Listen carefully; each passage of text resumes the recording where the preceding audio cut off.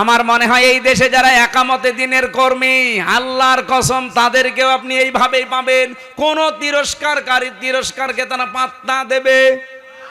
আমাকে রাজাকার পর্যন্ত বলা হয়েছে, কিন্তু আমি কি রাজাকার? আমার 33 বয়সে যদি রাজাকার হয়, আপনি বলতে পারলেন এটা? মুসলমানদেরকে যদি এই দেশে কেউ আর কিয়ামতের আগে মৌলবাদ বলে, তাকে আমরা উচিত শিক্ষা দেব ইনশাআল্লাহ। কিন্তু এই কথা বলে আপনি দাবিয়ে রাখবেন, আপনি বলবেন ও শিবিরের রক্কাটা কর্মী, এই কথা বলে দাবিয়ে রাখবেন ও জামাত ইসলাম করে, ও চরমনার মুরিদ, এই কথা বলে দাবিয়ে রাখতে পারবেন না। কারণ কোন তিরস্কারকারীর তিরস্কারকে আমি থোড়াই কি আর পাত্তাই দেই না। সামনে আরো কয়েকটা গেম আসতেছে, কে ওনাকে চালাচ্ছে এটা আমার দেখার দরকার নেই, কিন্তু আমরা ইন্ডিয়ার এই বলয় থেকে বের হতে চাই। আমরা জাতে মাতাল হলো তাহলে ঠিক আছি, এই জন্য অনেকে এখন মুখ ফিরে নিচ্ছে। কাউকে যখন রাজি করতে পারে নাই, বহুবার চেষ্টা চালিয়েছিল।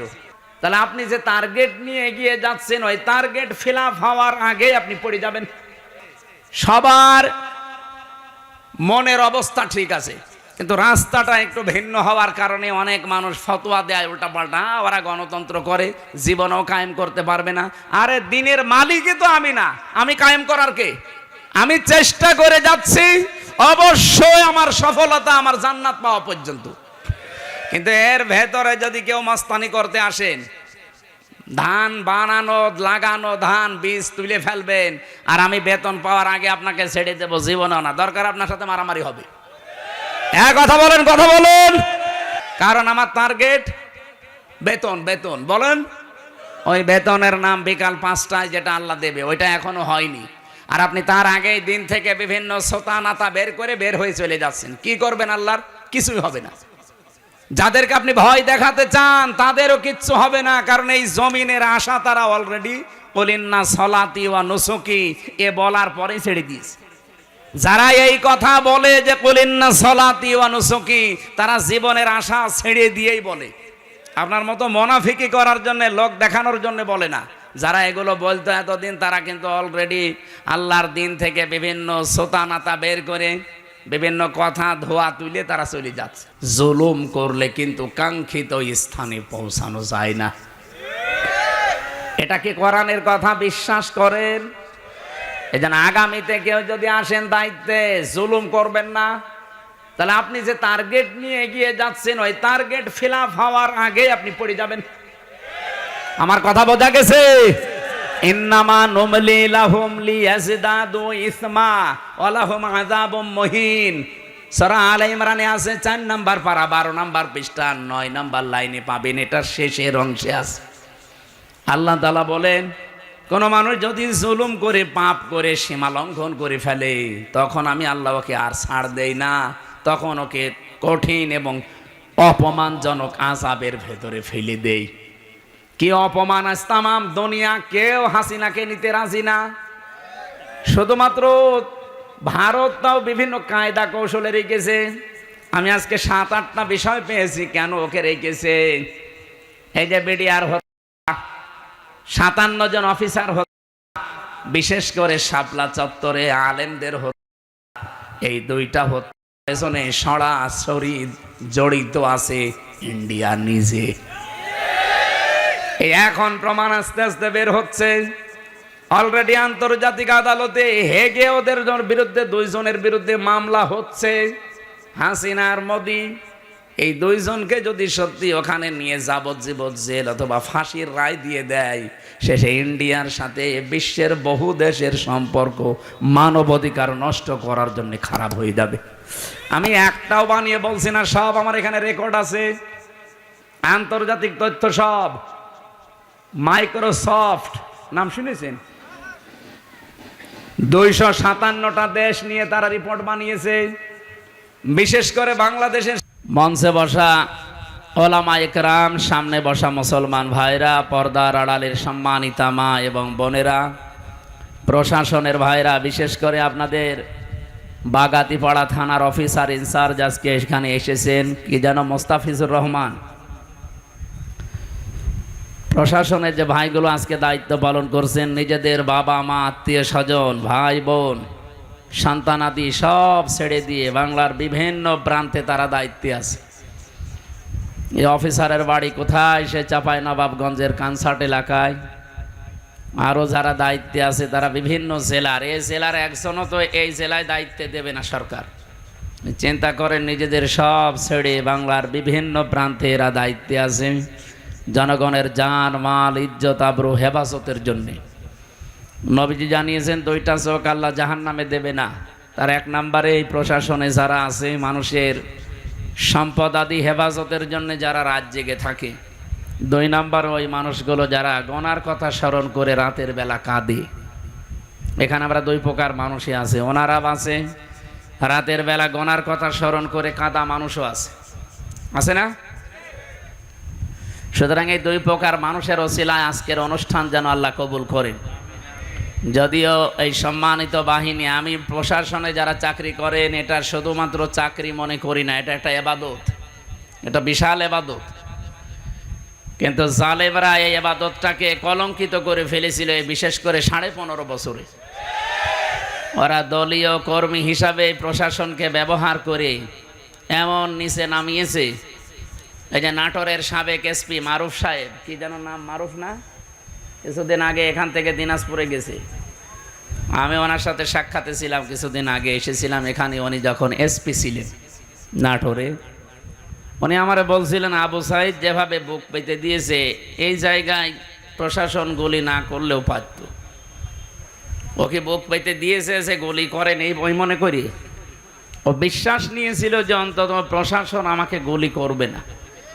তো যারা গুলি করেছিল এরা তো আর প্রশাসন ছিল না, ছিল না, এরা সব দলীয় বাহিনী হিসাবে ব্যবহার হচ্ছিল। এই একটা জালেমা মহিলাকে টিকিয়ে রাখার জন্যে এদের পোশাকটা পর্যন্ত এখন জাতির কাছে কলঙ্কিত। কি হয়েছে? শয়তানগুলো তো সব পালিয়েছে, মাঝখান থেকে এই সাধারণ যারা সিপাহী আছে এরা বিপদে পড়ে গেছে। আমার বাড়ির নিচতলায় কুষ্টিয়াতে ভাড়া ছিল 2 জন এসআই। ওরা গুলি করেছে কি আমি জানি না, কিন্তু এই যে 9 মাস হয়ে গেল, এ ফেরেশতারা যে কনে আছে আমিও জানি না, আল্লাহ জানে কি না। বলেন, আমি এই যে ঘরে তালা লাগানো, ভাড়া যে দেবো এই 9 মাস, তাদের মোবাইলও তো বন্ধ, খুঁজেও পাই না। অথচ তাদের বাড়ি হয়তো কোনো দূর জেলায়। এখন সে কি যাবে, সে দূর জেলায়, সে দিনাজপুরে বাড়ি, কোথায় কার পঞ্চগড়ে বাড়ি, এত দূর থেকে তার বাড়ি আমি চিনি, তার কাছে চাবি নিয়ে আসতে যেতেই তো আমার আরো 2000 টাকা খরচ হবে। একটা ঝামেলায় আছে। ম্যাডাম রে বললাম যে ও বাড়িওয়ালার স্ত্রীকে কল দেন, ওর বউ আল্লাহ রাস্তায় গেছে। কি একটা বিপদে ফেলে দিল তাদেরকে। আজকে যারা প্রশাসনের দায়িত্ব নিয়ে মাহফিল শৃঙ্খলার দায়িত্বে যারা আছেন, আল্লাহ রাব্বুল আলামিন তাদের ইজ্জত আবরু সেভাবে তারা হেফাজত করো জনগণের, তাদেরকে যেন আল্লাহ সর্বোচ্চ হেফাজতে রাখেন। দল মত জাতি বর্ণ ধর্ম নির্বিশেষে আজকের এই অনুষ্ঠান, এটা কি দলীয় অনুষ্ঠান নাকি? না, কোরআনের অনুষ্ঠান। হাযা বায়ানুল লিন্নাস হুদাল লিন্নাস। মানুষ পদবাচ্চে যারা আমরা বিবেচিত, তাদের জন্য আল্লাহ কোরআন দিয়েছেন। আর আমরা এসেছি আল্লাহর বান্দা মানুষ হয়ে। এখানে মুসলমান থাকতে পারেন, অন্য ধর্মের লোকও থাকতে পারেন, কোনো অসুবিধা নেই। কোরআন যেহেতু সবার জন্যে, আর আমি তো এখন দলীয় পরিচয় নিয়ে আপনার এখানে বসি নাই, আমি এখন কোরআনের আলেম। কোরআন যেহেতু সবার, আলেমও আমি এখন সবার। যদিও জায়গাটা মনে হচ্ছে ভেজা, না বৃষ্টি হয়েছে, কিছুক্ষণ থাকলে ঠান্ডা উঠবে, আমরা জানি। কষ্ট করছেন, কোনো এবাদতে কষ্ট বেশি হলে সওয়াব বেশি হয়। এজন্য আজকে একটু কষ্ট করা যাবে না, ঘন্টাখানিক। দল মত জাতি বর্ণ ধর্ম নির্বিশেষে যেহেতু এসেছি, আমরা খুশি আজকে, বলেন আলহামদুলিল্লাহ। পৃথিবীতে আমরা এই যে আসার সময় আজকে পড়ছিলাম, 4টা জিনিসকে আল্লাহ নিজে রহমত বলে ঘোষণা দিয়েছেন। তার 1 নম্বরে বৃষ্টি। এই যে বৃষ্টি হয়েছে, বৃষ্টির যদি না হতো, মানুষ অনেকে এই নামাজ আদায় করে, ইস্তেসকার নামাজ, বৃষ্টির জন্য নামাজ পর্যন্ত মানুষ আদায় করে যে আমাদের বৃষ্টি দেন। শুধু আমরা না, পৃথিবীর অন্যান্য জাতি যারা আছে, বিশেষ করে সৃষ্টি জগতে, তারা কত কষ্টে আছে বৃষ্টি না হলে। এই জন্য বৃষ্টি এটা আল্লাহর রহমত। আল্লাহ রাব্বুল আলামিন এই নোনা পানিগুলোকে সাগর থেকে বাষ্পীয় আকারে তুলে নিয়ে যান, ওখান থেকে আল্লাহ নিজে ফোঁটা ফোঁটা এগুলো নাজিল করেন। আসসামাই যাতির রাজিই ওয়াল আরদি যাতিস সাদিই ইন্নাহু লাকাউলুন ফাসলুহু ওয়া মা হুয়া বিল হাযল।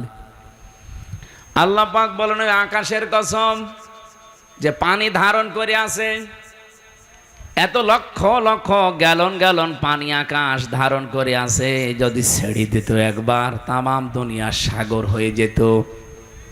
আল আরদি যাতিস সাদিই, জমিনের কসম যে জমিন এই পানিকে বৃষ্টিকে শোষণ করে নেয়। আকাশ যদি বলতো না আমি এ বৃষ্টি আমার বুকে রাখবো না, জমিন যদি বলতো আমার পেটে আমি এই পানি নিতে পারবো না, তামাম দুনিয়ায় আমরা বাস করতে পারতাম। আল্লাহর তো কিচ্ছু লাগতো না, শুধুমাত্র বৃষ্টি দিয়ে আমাদের শেষ করে দিত। এই জন্য আল্লাহর সাথে পাল্লা দিয়েছে, পারা যায় না। 108টা না 12টা মেশিন লাগিয়েছে সর্বোচ্চ প্রযুক্তির। শুধু পানি না, এ দাবানল বন্ধ করার জন্য তারা অলরেডি ঔষধ স্প্রে, তাও পৃথিবীর সবচাইতে দামি স্প্রে যেটা, এটা ছিটাচ্ছে। কিন্তু এই আগুন তো আর হামসা লাগায়নি, আগুন লাগিয়েছে কে? যত পানি দেয়, ঔষধ দেয়, আগুন তত বাড়তেছে। ওদের আজ বিশ্ব রোড পর্যন্ত বন্ধ হয়ে গেছে। এটা আজকে 12:30টার খবর। ওদের বিশ্ব রোড এখন বন্ধ করে দিয়েছে। মেন রাস্তা, ন্যাশনাল হাইওয়ে যেটা, এটা অলরেডি বন্ধ। আমার বাবার নাম রিয়াজউদ্দিন। আমার এই শরীরে সর্বোচ্চ রক্ত আছে রিয়াজের। কার? বলেন বলেন। শরীরে রিয়াজের রক্ত না, এ চৌধুরীর রক্ত না। ওই বাচ্চাদের শরীরে হযরতে দাউদ আলাইহিস সালাম, হযরতে সুলাইমান নবীর রক্ত প্রবাহমান। এই গোলাপের পাপড়ির মতো বাচ্চাগুলো শেষ পর্যন্ত বলেছে আমরা কিন্তু আল্লাহকে সব বলে দেব। আমার মনে হয় আল্লাহকে ওরা সব বলেই দিয়েছে। পৃথিবীর মানুষেরা শুধু দেখেছিলাম আমরা, আমাদের ওই কান্দা কন্দনগুলো দেখার পরে কিছুই করি নাই, কিছু বলি নাই। অনেকের সামর্থ্য ছিল কিন্তু তারা নিশ্চুপ ছিল। আল্লাহ পাক এবার নিজে মনে হচ্ছে প্রতিশোধ নেওয়ার জন্যে হাতে নিয়েছেন। আমার দাম দৃশ্য আজ 4-5 দিন দেখতে পাচ্ছি, ওদেরকে আল্লাহ একেবারে পৃথিবীর মানচিত্র থেকে নিশ্চিহ্ন না করে দম নেবে না। আল্লাহর এটা ওয়াদা আছে, ওয়া কানা হাক্কান আলাইনা নাসরুল মুমিনিন। মুমিনদেরকে সাহায্য করা আমার আল্লাহর উপরে ওয়াজিব, এটা মুমিনদের হক। সুম্মা নুনাজ্জিল্লাযীনা তাকাও ওয়া নাযারু যালিমিনা ফিহা জিসিয়া। আল্লাহ পাক বলেন জাহান্নামে আমি আল্লাহ যারা তাকওয়াবান তাদেরকে পুলসিরাতের উপর থেকে বাঁচিয়ে দেব। আর যে মানুষগুলো পাপিষ্ঠ গুনাহগার, ওয়াইম মিনকুম ইল্লা ওয়ারিদুহা কানা আলা রাব্বিকা হাতমাম মাকদিয়া। জাহান্নামের উপর দিয়ে পুলসিরাত তৈরি করা। মানুষ যখন মিজানের এই পাল্লা যেটা বলা হয়, এখান থেকে আপনার আমলটা আল্লাহ মাপবেন গুরুত্বের ভিত্তিতে। মাপ দেওয়ার পরে যখন বলবে পার হয়ে চলে যা, জান্নাতে যাবার আগেই এই পুলসিরাত 30,000 বছরের মতো একটা রাস্তা। তাও পদ্মা সেতুর মতো, যমুনা সেতুর মতো এত বড় বিশাল এলাকা না, চুলের মতো চিকন করে আল্লাহ বানিয়েছেন। আবার ধার হীরার মতো। পাপিষ্ঠ মানুষগুলো কেটে কেটে পড়ে যাবে, আর যারা মুমিন তাদের জন্য এটা হক, তাদের অধিকার আমার আল্লাহর উপরে এইটা যে আল্লাহ তাদের বাঁচিয়ে দেবে। এই জন্য তাকওয়া শব্দের পরে আপনি দেখবেন সুম্মা নুনাজ্জিল্লাযীনা তাকাও ওয়া নাযারুজ যালিমিনা ফিহা জিসিয়া। কোরআনে কারিমে আল্লাহ আয়াত দিয়ে জানাতে চাই, মুমিন যারা এই মানুষগুলোকে সাহায্য করা আমি আল্লাহর জন্য যেমন হক, আমার মুমিন বান্দাদেরও আমি আল্লাহর প্রতি একটা হক আছে।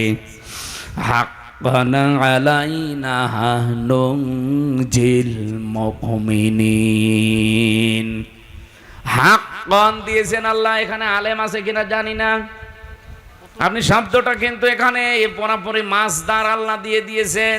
হাক্কান আলাইনা, আমি আল্লাহর উপরে হক, এমনকি মুমিন বান্দাদেরও আমি আল্লাহর উপরে হক। শব্দ দুইটা বললাম না? আল্লাহ বলেন আমার উপরে হক হয়ে যায়, এবং মুমিন বান্দাদেরও আমি আল্লাহর উপরে হক। আমার উপরে যেমন হক সত্য, আমি আল্লাহর অধিকার যেমন আমার মুমিন বান্দাদেরকে আমি বাঁচাবো, আমার মুমিন বান্দাদের অধিকার আমার উপরে যে আমি আল্লাহ তাদের বাঁচাবো।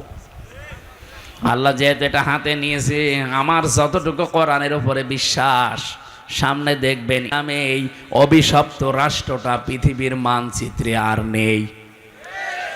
আর কয়েকদিন যাক ওদের কন্ট্রোল করার কোনো কিছু আর হাতে নেই। যেভাবে আগুন আসতেছে আপনি দেখেছেন ভিডিওগুলো, পাগল হয়ে যাবেন।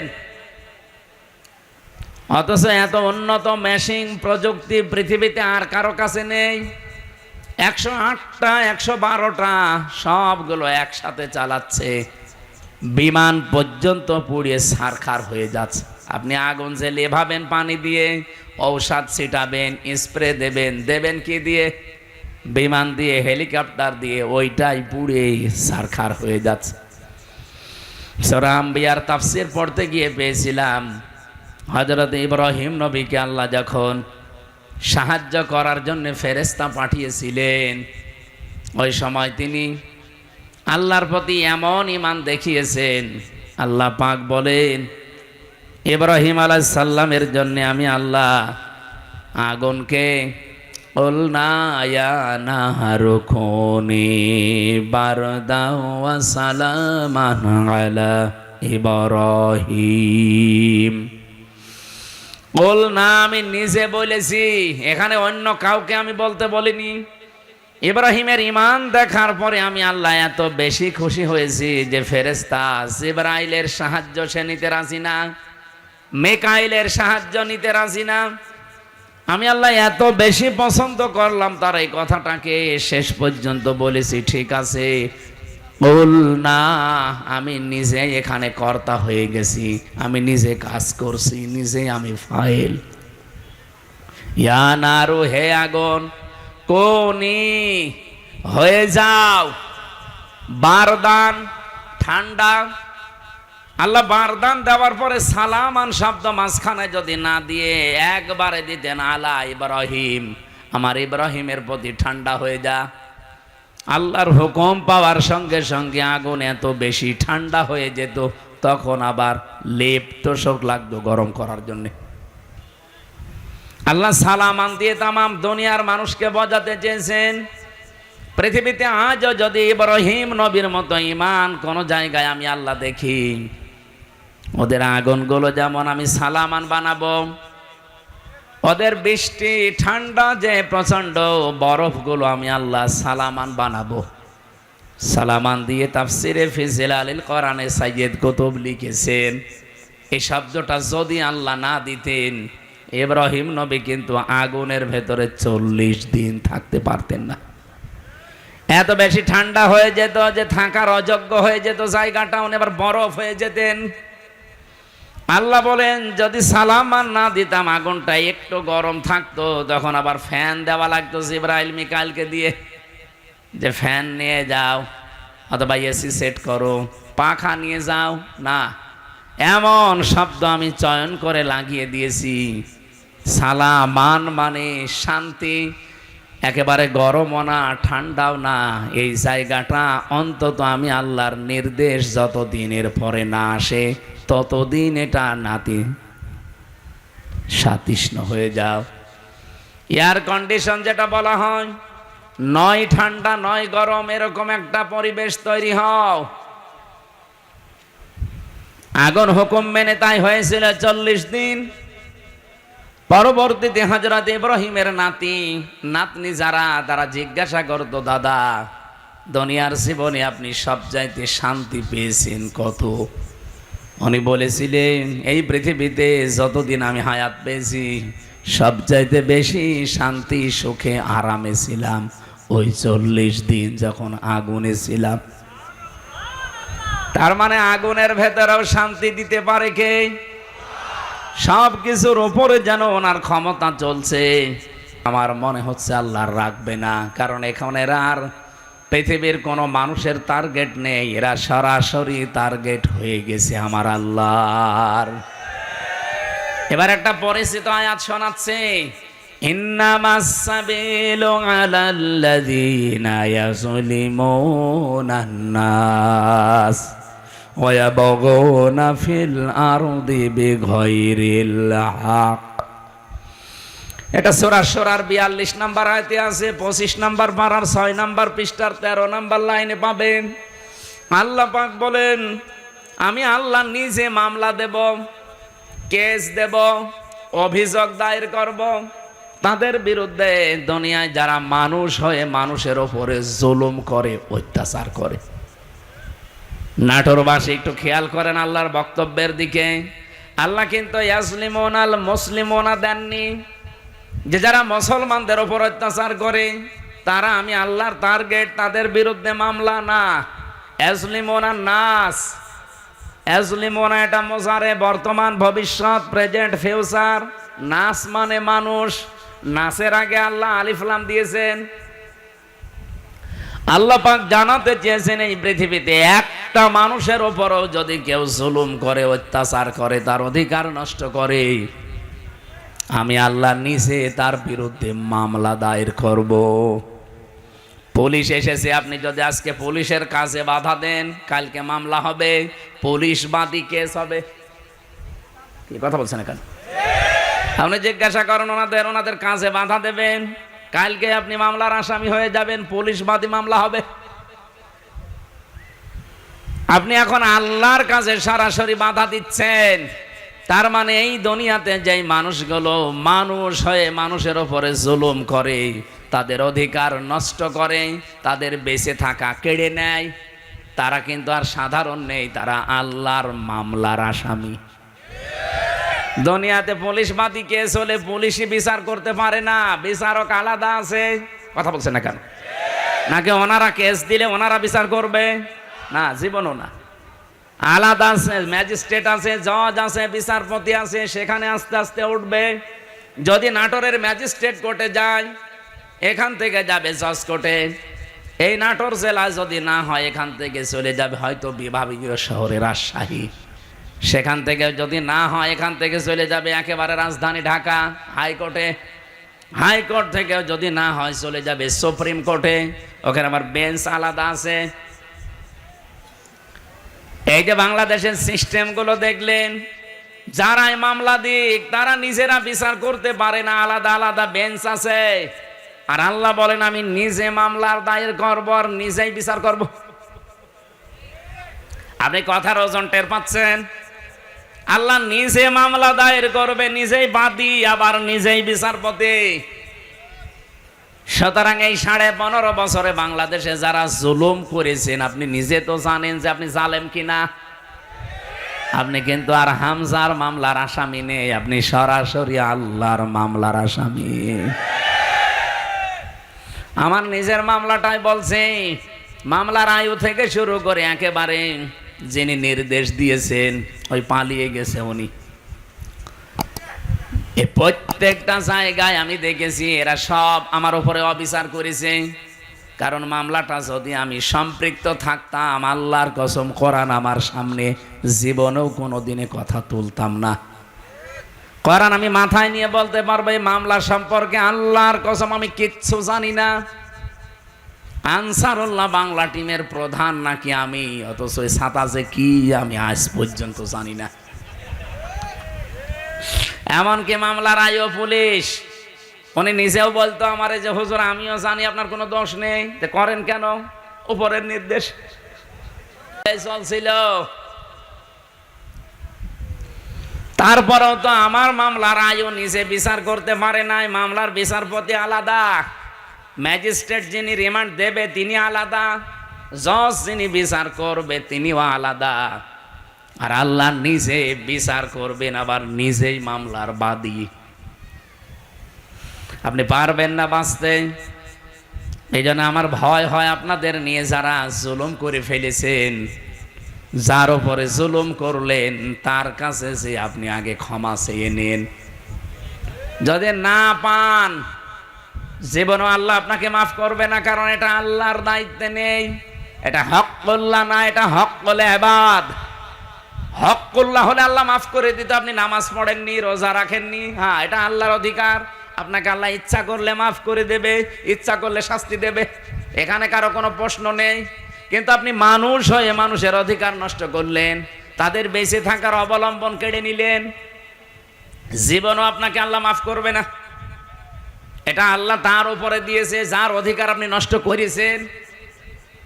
তাফসিরে তাবারির ভেতরে একটা কাহিনী আছে, এটা সত্য মিথ্যা যাচাই করা না, আমি শুধু শিক্ষার জন্য বলছি।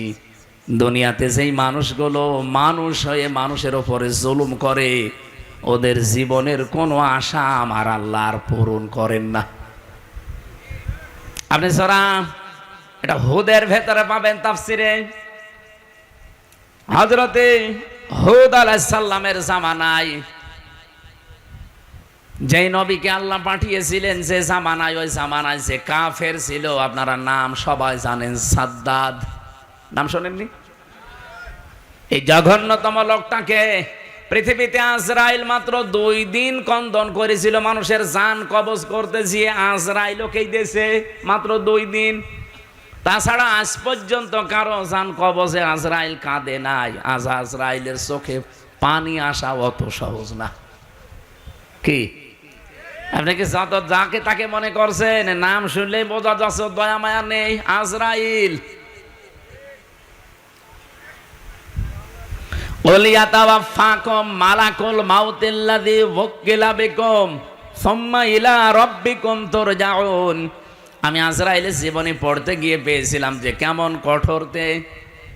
এই পৃথিবীতে যখন আদম নবীকে আল্লাহ বানাবেন, তো মাটি নিতে পাঠিয়েছিলেন ফেরেশতাদের, যারে যারে পাঠিয়েছে, একটা ফেরেশতাও মাটির কন্দন দেখে পারে নাই। শেষ পর্যন্ত আজরাইল এসে থাবা লাগিয়েছিল, খামসা দিয়েছিল মাটিতে, ও কন্দন করেছিল। আজরাইল বলেছে, দেখেন আপনার কন্দনে আমার মন গলবে না, কারণ আমি আমার মালিকের নির্দেশ পালন করছি। অথচ এর আগে 3 ফেরেশতা কিন্তু এসেছিল, জিবরাইল, মিকাইল, ইসরাফিল, কন্দন দেখে তারা ভুলে গেছে, পারে নাই। হযরতে আজরাইল যখন 1 খামসা দিয়েছেন, তাফসিরে পড়েছি তার এই 1 খামসার ভেতরে মাটি ছিল 40 মণ। ওইটা দিয়ে আমাদের আদম নবীকে আল্লাহ বানিয়েছিলেন, আদি পিতাকে। 60 হাত লম্বা, 36 হাত মোটা। আমার মনে হয় এরকম মানুষ যদি এখানে আসে, আমরা অনেক অজ্ঞান হয়ে যাব। আপনি চিন্তা করতে পারেন, 60 হাত লম্বা, এদিকে মোটা হচ্ছে 36 হাত। এই রকম কঠিন এবং কঠোর হৃদয়ের একজন ফেরেশতা। তিনি বলেন, আমি জীবনে 2 দিন কন্দন করেছিলাম মানুষের জান কবজ করতে গিয়ে, তাছাড়া আমার কোনো দিন চোখে পানি আসে নাই। একদিনে আজরাইল, এই সাদ্দাত যেদিন জন্ম নেয় ওই দিন, আর এই আর একদিন যেদিন ও মারা যায় ওই দিন।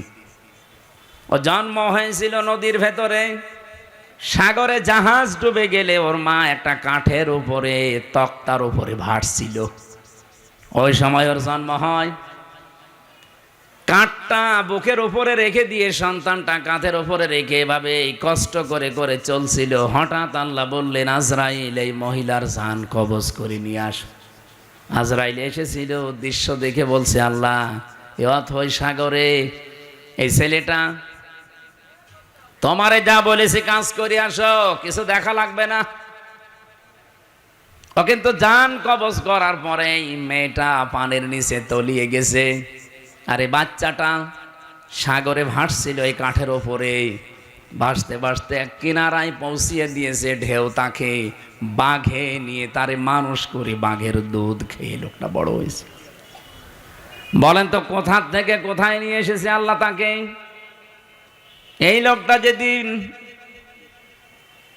হুদ নবীর কাছে নিজের পরিচয় দিয়ে যে জান্নাত জাহান্নামের কথা তুমি শোনালে, তোমার ওই জান্নাত আমার লাগবে না, আমি নিজে জান্নাত বানাবো। 20 বছর সময় নিয়ে 22,000 শ্রমিক কাজে লাগিয়ে ওর আয়ত্তে ওর রাজ্যে যত সোনা রূপা ছিল সবগুলোকে একত্রিত করে ইট বানিয়েছে সোনা রূপা এগুলো দিয়ে দিয়ে। জান্নাতের ভেতরে ছোট ছোট খোপড়ি ঘর বানিয়েছে। হোর আর গেলমানের নাম শুনেছিল, এই জন্য এলাকায় যারা যুবক যুবতী আছে 16 থেকে 30 বছর এই বয়সের উঠতি বয়সের যুবক যুবতীদেরকে নিয়ে ওই ঘরের ভেতরে ও বলেছে এটা হোর আর গেলমান। জান্নাত আজকে উদ্বোধন করবে।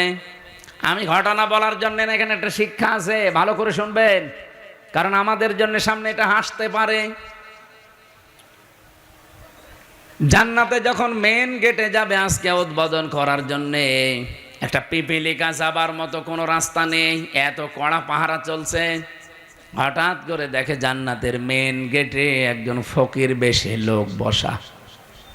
তো দেখেই রেগে গেছে, এখানে ঢুকলে কি করে? ফকির বেশে লোকটা বলছে, বাদশাহ একটু মাথা নিচ করেন ঘোড়ার পিঠ থেকে, আমি একটা কথা আপনাকে শোনাবো। বলে এখন না, পরে তোমার কথা শোনা যাবে, আমি আগে জান্নাত উদ্বোধন করে নেই। হযরতে আজরাইল ছিল ফেরেশতা, অনেক ডাক দিয়ে বলছে, দেখেন আমি একবার যার কাছে আসি জীবনে ডবল আমার আর আশা লাগে না। আমি ফকির বেশে এসেছি, মনে হচ্ছে ফকির, আমি কিন্তু দুনিয়ার সাধারণ ফকির না, আমি আজরাইল। এই জানটা কবজ করবে।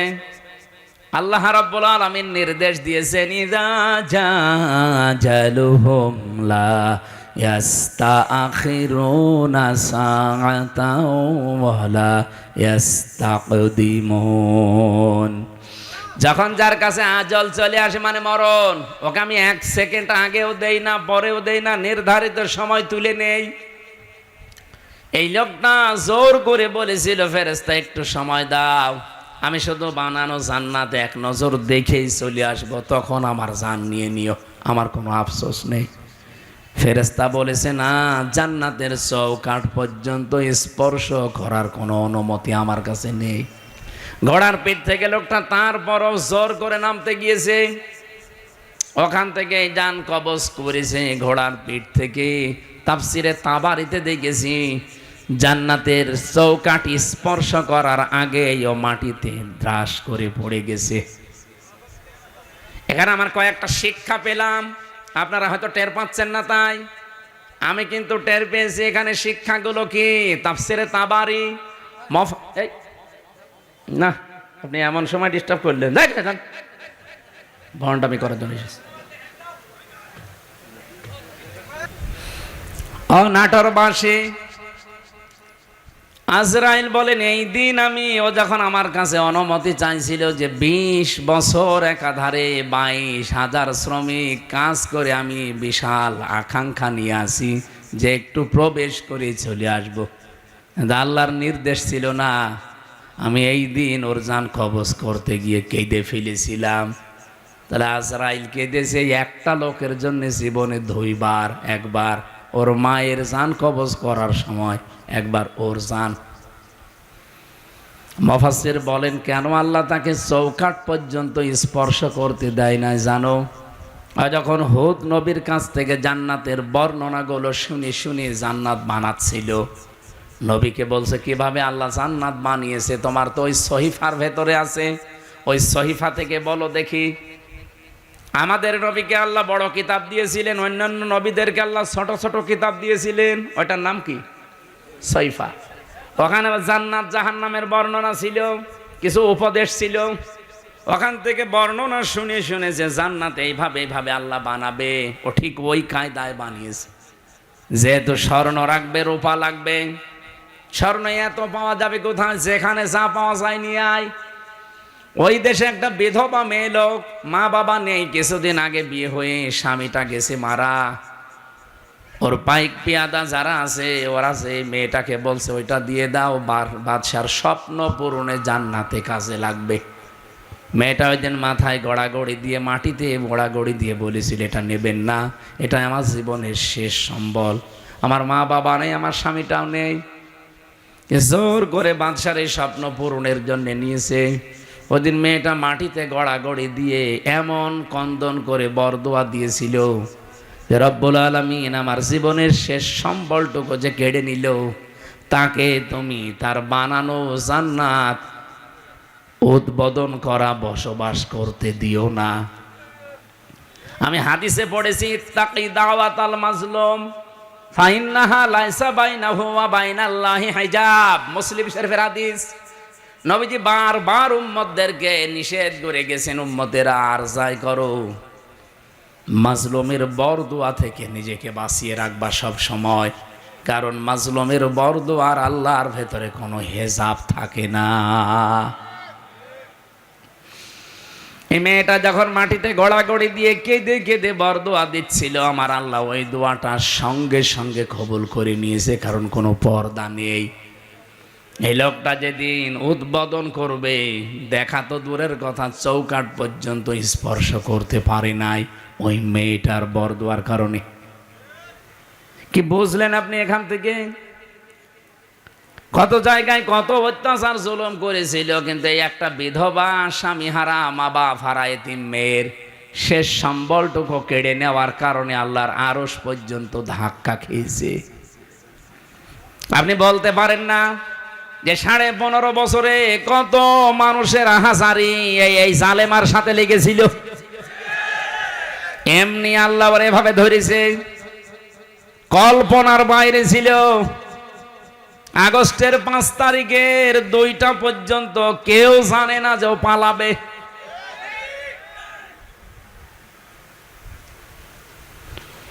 আমার মনে হয় এই বিধবা মেয়ে লোকটার মতো, এই এতিম মেয়েটার মতো হাজার হাজার মায়ের, স্বামীর, বোনের, এতিম সন্তানের আর্তনাদ, বরদোয়া, চোখের পানি এই জালেমা মহিলার ক্ষমতার সাথে লেগেছিল। বিশেষ করে যারা আয়না ঘরে ছিল, আপনি ভাবতে পারেন যারা আয়না ঘরে 8 বছর 10 বছর পড়ে আছে। আমি তো মাত্র 10 দিন ছিলাম মাটির নিচে, তাই আমি অজ্ঞান হয়ে গেছি। আর যারা 8 বছর 10 বছর 14 বছর পড়ে আছে, দুনিয়া কি সে জানে না, এমনকি নিজের নাম কি তাও ভুলে গেছে। আমার নাম যে ব্যারিস্টার আরমান, সে নিজেও জানে না। আরে ভাই, 10 বছর 12 বছর একটা লোককে যদি কেউ না ডাকে, ওর নাম মনে থাকবে কি করে? ওরে তো কেউ ডাকে না। ও লোকটা জানে না যে এখন দিন না রাত, এটা যে কোন বছর চলছে তা ওর জানা নেই, এটা যে কোন মাস চলছে, কি বার আজকে, কয়টা বাজে, কিচ্ছু জানে না। ও আন্দাজে নামাজ পড়তাম। আমি তো 4 ওয়াক্ত নামাজ একসাথে পড়েছি, কারণ আমি জানি না যে এখন কখন কি। আমার মাজায় দড়ি লাগিয়ে চোখে ওই কালো কাপড় বেঁধে, পেছনে হ্যান্ডকাপ দিয়ে, পায়ের সাথে ডান্ডা বেড়িতে আমার 11 ঘন্টা টাঙিয়েছিল। মানে পাটা আমার উপরে ছিল, মাটিতে ছিল না। মাঝে মাঝে ফেলতে গেলেই ওই সিসি ক্যামেরায় দেখে দেখে গরম দিত। আপনি 1, 2, 5 ঘন্টা না, 11 ঘন্টা। এদিকে দুপুর বেলা নিয়ে গেছে 1:30টার দিকে, আর রাত 11:30টার সময় নিয়ে আসতেছে। আপনি হিসাব করেন তো কত ঘন্টা হয়। এর ভেতরে মাত্র 2 বার আমাকে নামিয়েছে। আমি শুধু প্রসাব করার জন্য বলেছিলাম যে আমি টয়লেটে যাবো, ওই 1.5-2 মিনিট সময় যা পেয়েছি অতটুকুই। এর ভেতরে আমার আর কোনো খাওয়া দাওয়া নেই। এর ভেতরে আমার সাথে হয় 5 ঘন্টা 7 ঘন্টা পরে হঠাৎ করে একটা গরম দিয়ে ওঠে, কারণ মাটির নিচে খালি পানির আওয়াজ পাওয়া যায়। আমার মনে হয় ওই পাশ দিয়ে কোনো ড্রেন ছিল, অথবা টয়লেটের কোনো জায়গা, কেউ পায়খানা করলে ওই পড়ে, ওই তখন আওয়াজ হয়।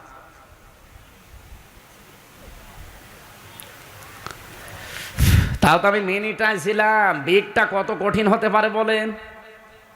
আমি ব্যারিস্টার আরমান ভাইয়ের মুখে নিজে শুনেছি, যেদিকে 3.5 হাত, এদিকে 3.5 হাত, সামনে আবার একটা টয়লেট দেওয়া আছে। আমাদেরটাও টয়লেট ছিল এদিকে 3.5 হাত, এদিকে 2.5 হাত, সামনে টয়লেট ছিল, কিন্তু টয়লেটের আবার নেই। এই হালকা 1-1.5 হাত মতো একটা দেওয়া আছে, দেওয়াল দেওয়া আছে, বসলে দেখা যায় না, দাঁড়ালে দেখা যায়। ওরা বসে থাকে একেবারে গেটের সামনে। বলেন আপনার টয়লেট হবে কি করে? আমি একটা যুবক মানুষ, আর এরকম একটা যুবক পুলিশ যদি বসে থাকে, এই কঠিন পরিস্থিতিগুলো যারা তৈরি করেছিল, কত মানুষের তাহাজ্জুদের চোখের কন্দন পানি ওই জালেমার চেয়ারের সাথে লেগেছিল। এমনি আল্লাহ ধরেছে। সাদ্দাতকে তার এত স্বপ্ন সাদের জান্নাত ভোগ করতে দেয়নি, স্পর্শ পর্যন্ত করতে দেয়নি, খালি একটা মেয়ে লোকের চোখের পানি বরদোয়ার কারণে। আর আপনার সাথে কত মহিলার, কত স্বামী হারা, সন্তান হারা মা বাবা, তাদের চোখের পানি মিলে আছে। আমার এখন যেটা মেজো মেয়ে, ওটা তো ছোট ছিল, ওর আমি 7 মাস রেখে গিয়েছিলাম, এখন এসে আমার বয়স প্রায় 4.5 বছর। এ যে কত কন্দন করেছে, এমনকি এই যে পুলিশ এসে ভ্যানে করে আমাদের নিয়ে যায়, পিছন ভ্যানে আমার এই মেয়েটা এরকম ঝুলিয়েছিল। এ ছবি দেখেননি? আমার মনে হয় ছবিটা দেখে তামাম দুনিয়াকে দিয়েছে ওই দিন। প্রশাসনের সর্বোচ্চ দায়িত্ব ওই সময় যারা ছিল গোয়েন্দা বিভাগে, তারা পর্যন্ত আমার বাড়িতে কল দিয়েছিল যে এই দৃশ্য আর মানা যায় না। আমরা এতদিনও জানতাম যে হুজুরের কোনো দোষ নেই, এখনো জানি, কিন্তু আমাদের হাত বাঁধা ছিল। কিন্তু না, এ দৃশ্য দেখে মানুষ আর ঠিক থাকতে পারে না। বিভিন্ন জায়গা থেকে শুধু উল্টা পাল্টা কথা আসতেছে, যা আপনার ছেলেকে ছেড়ে দিলাম। আমার ভাইরা, আমি এখান থেকে তাফসিরের যে শিক্ষাটা দিতে চাই আমি নিজে এবং আপনাদেরকে, শুধু আপনাদের না, এটা রেকর্ড হচ্ছে, সারা পৃথিবীর মানুষ যারা আছে, জুলুম করলে কিন্তু কাঙ্ক্ষিত স্থানে পৌঁছানো যায় না। এটা কি কোরআনের কথা বিশ্বাস করেন? এই জন্য আগামীতে কেউ যদি আসেন দায়িত্বে, জুলুম করবেন না। তাহলে আপনি যে টার্গেট নিয়ে এগিয়ে যাচ্ছেন, ওই টার্গেট ফিল আপ হওয়ার আগে আপনি পড়ে যাবেন। আমার কথা বোঝা গেছে? ইন্নামা নুমলি লাহুম লিয়াজদাদু ইসমা ওয়া লাহুম আযাবুম মুহিন। সূরা আলে ইমরানে আছে 4 নাম্বার পারা, 12 নাম্বার পৃষ্ঠা, 9 নাম্বার লাইনে পাবেন, এটা শেষের অংশে আছে। আল্লাহ তাআলা বলেন, কোন মানুষ যদি জুলুম করে, পাপ করে, সীমা লঙ্ঘন করে ফেলে, তখন আমি আল্লাহ ওকে আর ছাড় দেই না, তখন ওকে কঠিন এবং অপমানজনক আযাবের ভেতরে ফেলে দেই। কি অপমান! আজ তামাম দুনিয়া কেউ হাসিনাকে নিতে রাজি না। শুধুমাত্র ভারত তাও বিভিন্ন কায়দা কৌশলে রেখেছে। আমি আজকে 7-8টা বিষয় পেয়েছি কেন ওকে রেখেছে। এই যে বিডিআর 57 জন অফিসার, বিশেষ করে শাপলা চত্বরে আলেমদের এই 2টা পেছনে সরাসরি জড়িত আছে ইন্ডিয়া নিজে। এখন প্রমাণ আস্তে আস্তে বের হচ্ছে। অলরেডি আন্তর্জাতিক আদালতে হেগে ওদের বিরুদ্ধে 2 জনের বিরুদ্ধে মামলা হচ্ছে। হাসিনা আর মোদি, এই 2 জনকে যদি সত্যি ওখানে নিয়ে যাবজ্জীবন জেল অথবা ফাঁসির রায় দিয়ে দেয়, শেষে ইন্ডিয়ার সাথে বিশ্বের বহু দেশের সম্পর্ক মানবাধিকার নষ্ট করার জন্য খারাপ হয়ে যাবে। আমি একটাও বানিয়ে বলছি না, সব আমার এখানে রেকর্ড আছে, আন্তর্জাতিক তথ্য সব। মাইক্রোসফট নাম শুনেছেন?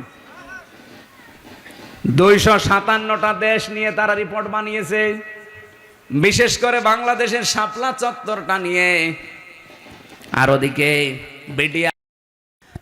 আমার ভাইরা, যে কথা তুলেছিলাম, এখান থেকে আমার নিজের কাছে এই কথা মনে হচ্ছে, আমি নিজে যেহেতু রিপোর্টগুলো গতকালকে পেয়েছি, আর আমি বলছি একটা আমার নিজের না, খ্রিস্টানদের বানানো রিপোর্ট।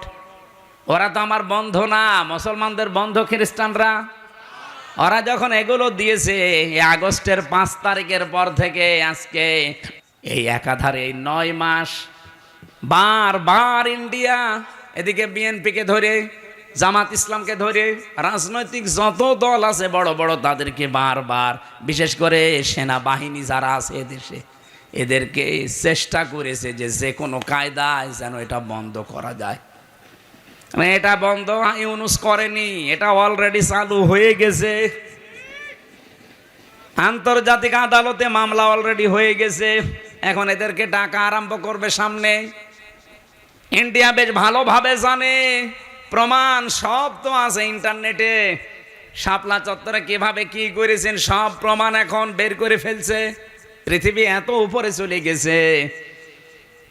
এখন যদি সত্যিই মোদির বিরুদ্ধে এই মামলা হয়ে রায় হয়ে যায় হেগে, আন্তর্জাতিক আদালতে এই হেগে যদি সত্যি রায় হয়ে যায়, আপনি বিশ্বাস করেন সামনে ইন্ডিয়ার সাথে বড় বড় চুক্তি বিশ্বের যেগুলো আছে সব তারা মানব অধিকারের দোহাই দিয়ে বন্ধ করে দেবে। ওদের সাথে ব্যবসার চুক্তি বন্ধ, ওদের দেশের লোক আরো বাইরে যারা আছে ওদের সব পাঠিয়ে দেবে। সে তো ধুতি পইলে আছে, ধুতি খুইলে বাকি যা আছে ওইটা বেরিয়ে যাবে। ও কি পাগল হয়েছে এমনি? এই কারণে হঠাৎ করে এখন মুসলমানদের উপর অত্যাচার আরম্ভ করেছি, যেন বিশ্বের দৃষ্টি এখন অন্যদিকে যায়। আরে বিশ্বের মানুষ আপনাদের মতো গরুর মুত খায় না। আমরা জাতে মাতাল হলেও তাহলে ঠিক আছি। এই জন্য অনেকে এখন মুখ ফিরে নিচ্ছে। কাউকে যখন রাজি করতে পারে নাই, বহুবার চেষ্টা চালিয়েছিল। আপনি দেখেননি, বারবার জামাত ইসলাম বলেন, বিএনপি বলেন, রাজনৈতিক দল বলেন, ধর্মীয় যারা আছে তারা বলেন, বারবার আমরা চাচ্ছিলাম তাড়াতাড়ি নির্বাচন দিয়ে দেন। দিয়ে দিলে কি হবে, ইউনুস চলে যাবে, ওরা আবার কনভেনশন করে সব ঠিক করে ফেলবে। আর ও চাচ্ছিল যদি এভাবে অন্তত 2 বছর কেটে যায় তাহলে এ দেশ কন্ট্রোলের বাইরে চলে যাবে। অলরেডি এখন সামরিক একটা ঘাঁটি তৈরি হচ্ছে। আপনি দেখেছেন এই কয়েকদিনের ভেতরে মোদির মুখ শোকাতে শোকাতে এখন মনে হচ্ছে বান্দরের পেছন হয়ে গেছে। সামনে আরো কয়েকটা গেম আসতেছে। ইউনুস ভালো কি খারাপ এটা আমি জানি না, কে ওনাকে চালাচ্ছে এটা আমার দেখার দরকার নেই, কিন্তু আমরা ইন্ডিয়ার এই বলয় থেকে বের হতে চাই। কারণ এই শয়তানরা 54 বছরে উপকার করেছে যা, যদি 10 টাকার উপকার করে 90 টাকার ক্ষতি করিস। আর সবচাইতে বড় ক্ষতি হচ্ছে আল্লাহর ঘরগুলো তার ভাঙছে। এর চাইতে আর কি ক্ষতি হতে পারে মুসলমানের? আমার ঘর ভেঙে দিলে আমার এত কষ্ট লাগতো না। এই কথা বলছে না কেন? 1500 বছর আগে একবার আল্লাহর একটা ঘর ভাঙতে এসেছিল। কে? আব্রাহা। কে কি করেছে আল্লাহ দেখেছেন? কাসফিম মাকুল বানিয়ে দিয়েছে। আর এই শয়তানরা আল্লাহর একটা ঘর সে তো ভাঙতে পারে না, শুধু ভাঙার জন্য এসেছিল। আরে অলরেডি ভেঙ্গে ভেঙ্গে সব মাটির সাথে গড়িয়ে ওই জায়গায় এখন মন্দির উদ্বোধন করছে। আর মিথ্যা ধোয়া তুলছে, দিনের পর দিন যায় আর ধোয়া তোলে যে এখানে 500 বছর আগে নাকি মন্দির ছিল। যেহেতু রাজনৈতিক মহল অনেক বড়, ওই মানুষগুলো চিন্তা ভাবনা করবে আমি তো আর রাজনৈতিক ময়দানের বড় নেতা না, আমি একজন কর্মী মাত্র। আমি একটু টাচ দিলাম, যতটুকু পেয়েছি আপনাদের। জুলুম যারাই করবে, এই যে মোদি আজ যে জুলুম করছে, ও যে টার্গেট নিয়ে যাচ্ছে, কোরআন 100% সত্য বিশ্বাস করি, ও জীবনেও সাদ্দাদের মতো টার্গেটে পৌঁছাতে পারবে না। টার্গেটে পৌঁছানোর আগেই দেখবেন পড়ে যাবে। চা বিক্রি করতো, পরবর্তীতে দেখবেন তামাক বিক্রি করবে, নিচে নামিয়ে দেবেন আল্লাহ। চা বিক্রি করতো, ওরা তামাক বিক্রি করাবে। এখন ওর হাতে আর দুনিয়ার কিচ্ছু নেই, শুধু এইটাই আছে পুঁজি যে মুসলমানদের বিরুদ্ধে হিন্দুদের উস্কিয়ে দিয়ে এদের দাঙ্গা তৈরি করে একটা ফায়দা লড়বে। ঘোলা পানিতে মাছ শিকার। এই জন্য গোবিন্দ পরামানিক কিন্তু বুঝে ফেলেছে। বাংলাদেশের পুরা বাংলাদেশ মিলে হিন্দু মহাজোট আছে, তার মহাসচিব গোবিন্দ চন্দ্র পরামানিক গত পরশুদিনও জানিয়েছে না যে তামাম পৃথিবীর হিন্দু ভাইরা, হিন্দু বোনেরা সবাই এই মাতাল মোদিকে থামান। একটা মাতাল এই শয়তানের মনোবাসনা পূর্ণ করতে গিয়ে যা আরম্ভ করেছে, এ পৃথিবী কয়েকদিন পরে বসবাসের অযোগ্য হয়ে যাবে। কারণ ঘরে ঘরে তখন মারামারি শুরু হবে। এই জন্য লোকটাকে থামাতে বলছে। আমরাও চাই হিন্দু ভাইরা যারা আছেন, অন্যান্য খ্রিস্টান ধর্মের যারা আছেন, খ্রিস্টান ভাইদের কি বিবেক বুদ্ধি সব কি লোপ পেয়েছে? আপনাদের মেয়েকে আপনাদের বোনকে এই ইন্ডিয়ার বুকে ওরা উলঙ্গ করে রাস্তায় হাঁটিয়েছে 17 সালে। এক কথা বলছেন না কেন? আমাকে বানিয়ে বলছি। আপনাদের মাকে, বোনকে, মেয়েকে যারা উলঙ্গ করে রাস্তায় হাঁটাতে পারে, তাও রাজপথে, আপনাদের কি বিবেকে কুকুরে প্রসব করেছে? বিবেকটা জাগ্রত হচ্ছে না? নাই তো এ বাতাস বাংলাদেশে আসলো বলে তখন আমরা নিজেরা কামড়া কামড়ি করে মরা লাগবে। ওরা এমনি বারবার এই হাওয়া দিয়েছিল, কিন্তু বাংলাদেশের মানুষ যাই হোক কোনো হাওয়াতে ফলে নাই। ফুটবলকে একবার একজন জিজ্ঞাসা করছে যে এত লাথি খাও কেন? আমি মানুষের পামে ফুলি, লোকে আমারে হাওয়া দিয়ে ফোলায়, এই জন্য লাথি দেয়। আমি তো নিজে ফুলতে পারি না। আমি যদি নিজে ফুলতে পারতাম তাহলে আমাকে কেউ হাওয়া দিত না, আর আমাকে লাথি দিতেও পারতো না। মানুষ যেহেতু আমারে পাম দেয়, হাওয়া দেয়, আমি ফুলে উঠি, আবার লাথিও দেয়। তো অন্তত আমরা আর কোনো কারোর পামে হাওয়ায় ফুলতে রাজি না। সে আমেরিকা বলেন, ইন্ডিয়া বলেন, চীন বলেন, রাশিয়া বলেন, কারো হাওয়া পেয়ে ফুলতে পারবে? আমরা ফুলতে চাই আমাদের নিজেদের হাওয়ায়। এই কথা বলেন না কেন? আমার কথার অর্থ বোঝেননি? আমরা ফুলতে চাই কার হাওয়ায়? হঠাৎ করে 54 বছর পরে নারী কমিশন যতগুলো রিপোর্ট দিয়েছে, একটাও কোরআনের সাথে মিলছে? কেন এই মহিলাগুলো আগে 54 বছর ছিল না? ছিল। হঠাৎ এটা করছে কেন? এদের পেছনে রাঘব বোয়াল আছে, কারা আছে এখন টের পাওয়া যাচ্ছে। 13 জন মানুষকে, 10 জন মানুষকে নিয়ে আপনি কমিশন বানালেন। এই 10 জন মানুষের ভেতরে সেই মহিলাগুলোর চেহারা দেখলাম, সব টিপ পরা। কি কথা বলছেন না কেন? এইগুলো এই 15.5 বছর এই জালেমা মহিলাকে টিকিয়ে রাখার জন্য বিভিন্ন কথা বিভিন্ন সময় বলতো। এই দেশে কি শুধু ওই 10 জন আর মহিলা নেই দেশে? ডক্টর নাসিমা হাসানকে নেওয়া যায়নি? ঢাকা বিশ্ববিদ্যালয়ের যে শিক্ষিকা, এই যে কুমিল্লায় বাড়ি, বলেছিল আমার ছেলের কলার চেপে ধরেছেন কেন, জবাব দেওয়া লাগবে। এই মেয়েটাকে নেওয়া যায়নি কমিশনে? তাহলে উল্টা পাল্টা রিপোর্ট দিতে পারতেন না। এমন এমন রিপোর্ট দিয়েছে, শয়তান পর্যন্ত চিন্তা করছে যে আমিও তো এ চিন্তা করি না। ওদের প্রথম রিপোর্টে কি দেখেছেন? যে কোনো স্বামী যদি স্ত্রীর সাথে সহবাস করতে চায়, স্ত্রী যদি বলে না আমার এখন হবে না, এরপরও স্বামী যদি সহবাস করে তাহলে ধর্ষণ মামলা হবে। ধর্ষণ মামলা হলে জজ রায় দেবে। ধর্ষণের বিচার কি? ফাঁসি। কথা বলছে না কেন? তা আপনার কি মনে হয় এই রিপোর্ট শুনে বলেন তো? ভালো। তা আপনি রায় দেওয়ার জন্য তো সাক্ষী লাগবে। তা এখন মানুষের মনের অবস্থা তো আর কেউ জানে না। একই জোর করেছে আর স্ত্রী কি রাজি হচ্ছিল না, এটা তো স্বামী স্ত্রী ছাড়া কেউ জানে না। এখন ওই জায়গায় সাক্ষীর জন্য আপনাকে মানুষ বসিয়ে রাখা লাগবে, অথবা ইউটিউবারদের রাখা লাগবে।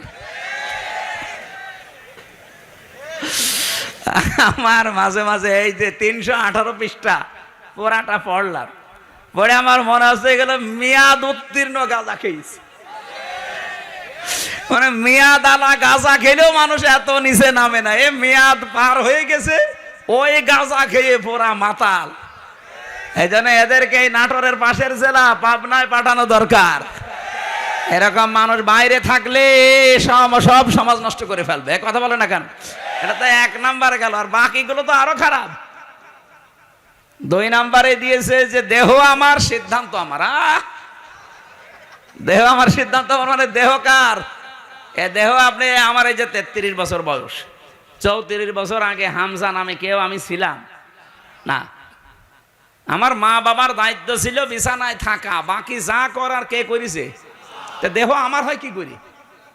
আলালাহুল খালকু ওয়াল আমরু। আল্লাহ বলেন আমি বানিয়েছি, সিদ্ধান্ত বলেন বলেন। এই আয়াতের পুরা বিরুদ্ধে লিখেছে তারা, যে দেহ আমার সিদ্ধান্ত আমার।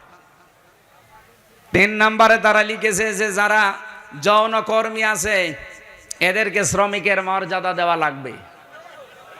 আরে ভাই, যৌন কর্মী যারা, এরা যদি শ্রমিকের মর্যাদা পায়, তাহলে যারা ডাকাতি করে তারাও তো পুলিশকে বলবে ভাই আমরাও শ্রমিক, আপনারা আমাদের ধরবেন না, কারণ এই ডাকাতি করা খুব রিস্কের কাজ।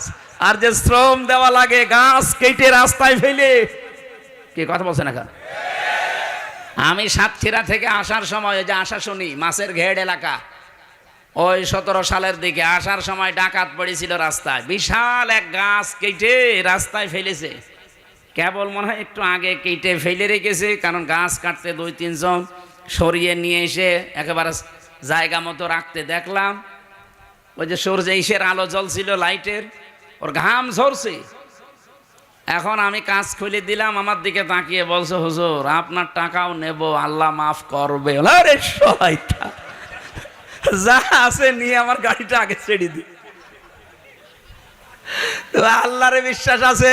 কি বলছে? ও বলছে আমাদের এলাকায় আপনি মাহফিলে এসেছিলেন, আপনাকে আমরা চিনি, তা আপনার টাকাও নেব, আল্লাহ মাফ করবে, আপনি চলে যান। মানে গাছ এত কষ্ট করে ফেলে রেখেছো, ঘাম ঝরছে কপাল দিয়ে। ওরা তো তারপরের দিন প্রশাসনকে বলতে পারতো না যে ডাকাতি করা কি কষ্ট, আপনারা তো টের পান না। গাছ কেটে 4-5 জন নিয়ে রাস্তায় ফেলে রাখা লাগে। এই দেখেন ঘাম ঝরছে, আমরা শ্রমিক। ওরা বলতে পারে না যে আমরা শ্রমিক, তাও তো ওদের শ্রমটা অন্তত হচ্ছে, এটা জুলুম হচ্ছে। তারপরে কিন্তু যারা যৌন কর্মী, এদের উপরে কি জুলুম করলেন আপনি? বলেন, আপনি কি কি একটা ন্যায় বিচার দিলেন তাদের উপরে? আমার মনে হয় আপনি পার্সেন্টেজ খুঁজে দেখবেন, রাজবাড়ির এই দৌলতপুর ঘাটে, যশোরের এই জায়গায়, আর নারায়ণগঞ্জেরটা তো বন্ধ হয়ে গেছে, যেখানে যেই পতিতালয় ছিল ওখানে যে দেখেন যত মহিলা আছে, একটাও নিজের ইচ্ছা করে আমার মনে হয় যায়নি, গেলেও খুব কম। হয়তো ধোকায় পড়ে গেছে, প্রবঞ্চনার শিকার হয়ে, অথবা প্রেমে ছাকা খেয়ে যে কোনো কায়দায় ওখানে গেছে, যে আর বেড়াতে পারে না। প্রতিদিন এই যে 8টা 10টা 15 20টা পুরুষের সাথে তারা কি প্রোটেস্ট কিছু নেয়? কিভাবে তাদের ব্যবহার করছে? আপনি যে বিশ্ব স্বাস্থ্য সংস্থা যে রিপোর্ট দেয়, স্বামী বাদে অন্যের সাথে মিলন যারা করে, এদের এই যে HIV কি বলে এটারে, এইডস হওয়ার সম্ভাবনা 100 ভাগের 99 ভাগ। আপনি এই কমিশনের মাধ্যমে রিপোর্ট দিয়ে যৌনকর্মীর উপর আপনি ন্যায় বিচার করেন না, আরো বিচার করেছেন। ওদের সব এইডসের দিকে ছেলে দিয়ে আমার মনে হয় ওরাও 2 দিন পরে দেখেন মিছিল বের করবে যে এই নারী কমিশন তো মানা দূরের কথা, ওদের ফাঁসি দিয়ে দিন। শয়তানরা আমাদের জীবনের উপর আরো অত্যাচার বাড়িয়ে দিচ্ছে। শুধু HIV, ওদেরকে এই যে 1 লক্ষ মানুষ আজ দেহ ব্যবসা করে সারা বাংলাদেশে, মানে একেবারে যেগুলো সরকারি হিসাবে, এই মানুষগুলোকে আমার মনে হয় আলেমদের পরামর্শ নিয়ে সরকারের যে বাজেটগুলো আছে এখান থেকে টাকা পয়সা দিয়ে এদের পুনর্বাসন করে দিন, হয় একটা কর্মসংস্থান দেন সম্মানজনক, তারা সম্মানজনক জীবন নিয়ে, তারা পরিবার নিয়ে, দরকার হয় যদি সেরকম পরিবেশ পায় বিয়ে শাদী করে জীবন চালাক। যে সমস্ত দেশ আছে যেখানে পতিতালয় চলে না, সেই দেশগুলো দেশে শ্রীকে নেই, চলছে না পৃথিবীতে। আপনাকে কোন কারণে এই পাপের কাজ করা লাগবে? যেখানে জেনা ব্যভিচার ওপেন হয়ে যায় সেই দেশে আমার আল্লাহর রহমতের দৃষ্টি আল্লাহ তুলে নেয়, গজবের দৃষ্টি নিক্ষেপ করে। বলেন নাউজুবিল্লাহ। এই দেশটাকে গজবে ফেলে দেওয়ার জন্য এরা কাজ করছে, আর এদের পেছনে কিছু রাঘব বোয়াল আছে। এই জন্য আমরা বলতে চাই, এ কমিশন মানা তো দূরের কথা, এ কমিশন যা রিপোর্ট দিয়েছে রিপোর্ট না, ও কমিশনই মানে আমরা মানি না। ওদেরকে এই মুহূর্তে বাতিল করে হয় পাবনায় দিয়ে দেন অথবা ফাঁসি দিয়ে দেন। হ্যাঁ, আপনারা রাজি নেই? হয় ওদের স্থান পাবনায় দেবেন, নাই ফাঁসি দেবেন। কোরআনের 13টা আয়াতের উপরে হাত দিয়েছে ওরা।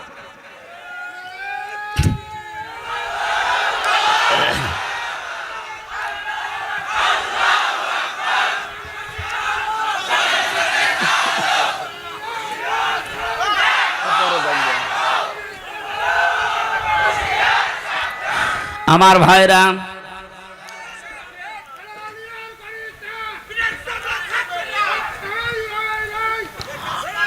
আমার যে কথা বলছিলাম আমি বৃষ্টি নিয়ে, আল্লাহ রাব্বুল আলামিন এই পৃথিবীতে যে বড় বড় 4টা রহমতের ঘোষণা দিয়েছিলেন, তার 1 নম্বরে ছিল বৃষ্টি, 2 নম্বরে ছিল কন্যা সন্তান।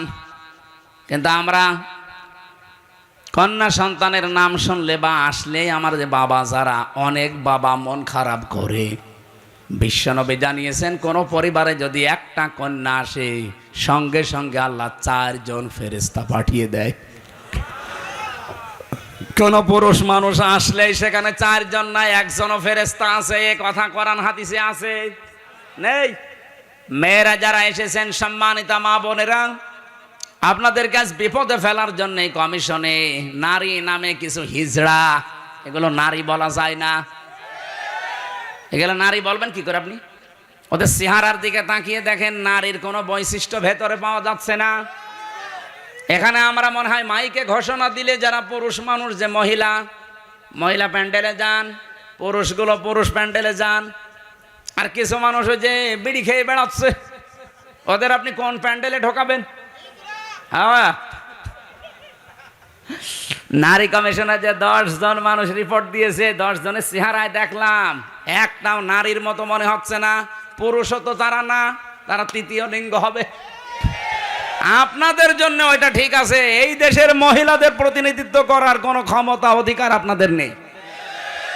মেয়েরা আল্লাহর সবচাইতে বড় রহমতের সৃষ্টি। আল্লাহ বলেন, দ্বিতীয় নম্বর, আমি যখন বান্দার উপরে বেশি খুশি হয়ে যাই, বৃষ্টি দেওয়ার পরে ওই এলাকায় মানুষের ঘরে আমি কন্যা সন্তান পাঠাই। এই জন্য যার একটা কন্যা আছে, নিজেকে ছোট ভাববেন না। ছেলে হলে মেয়ে হলে এটা সিদ্ধান্ত আল্লাহর। ছেলে হলে আপনার সব কিছু করে দেবে, কে বলেছে আপনাকে? মেয়ে হলে দুনিয়া আখেরাত দুইটাই উজ্জ্বল হয়ে যাবে। দুনিয়া তো আছেই, যদিও আমাদের এই দেশে ইসলাম না থাকার কারণে মেয়েদের অনেক অধিকার নষ্ট হচ্ছে।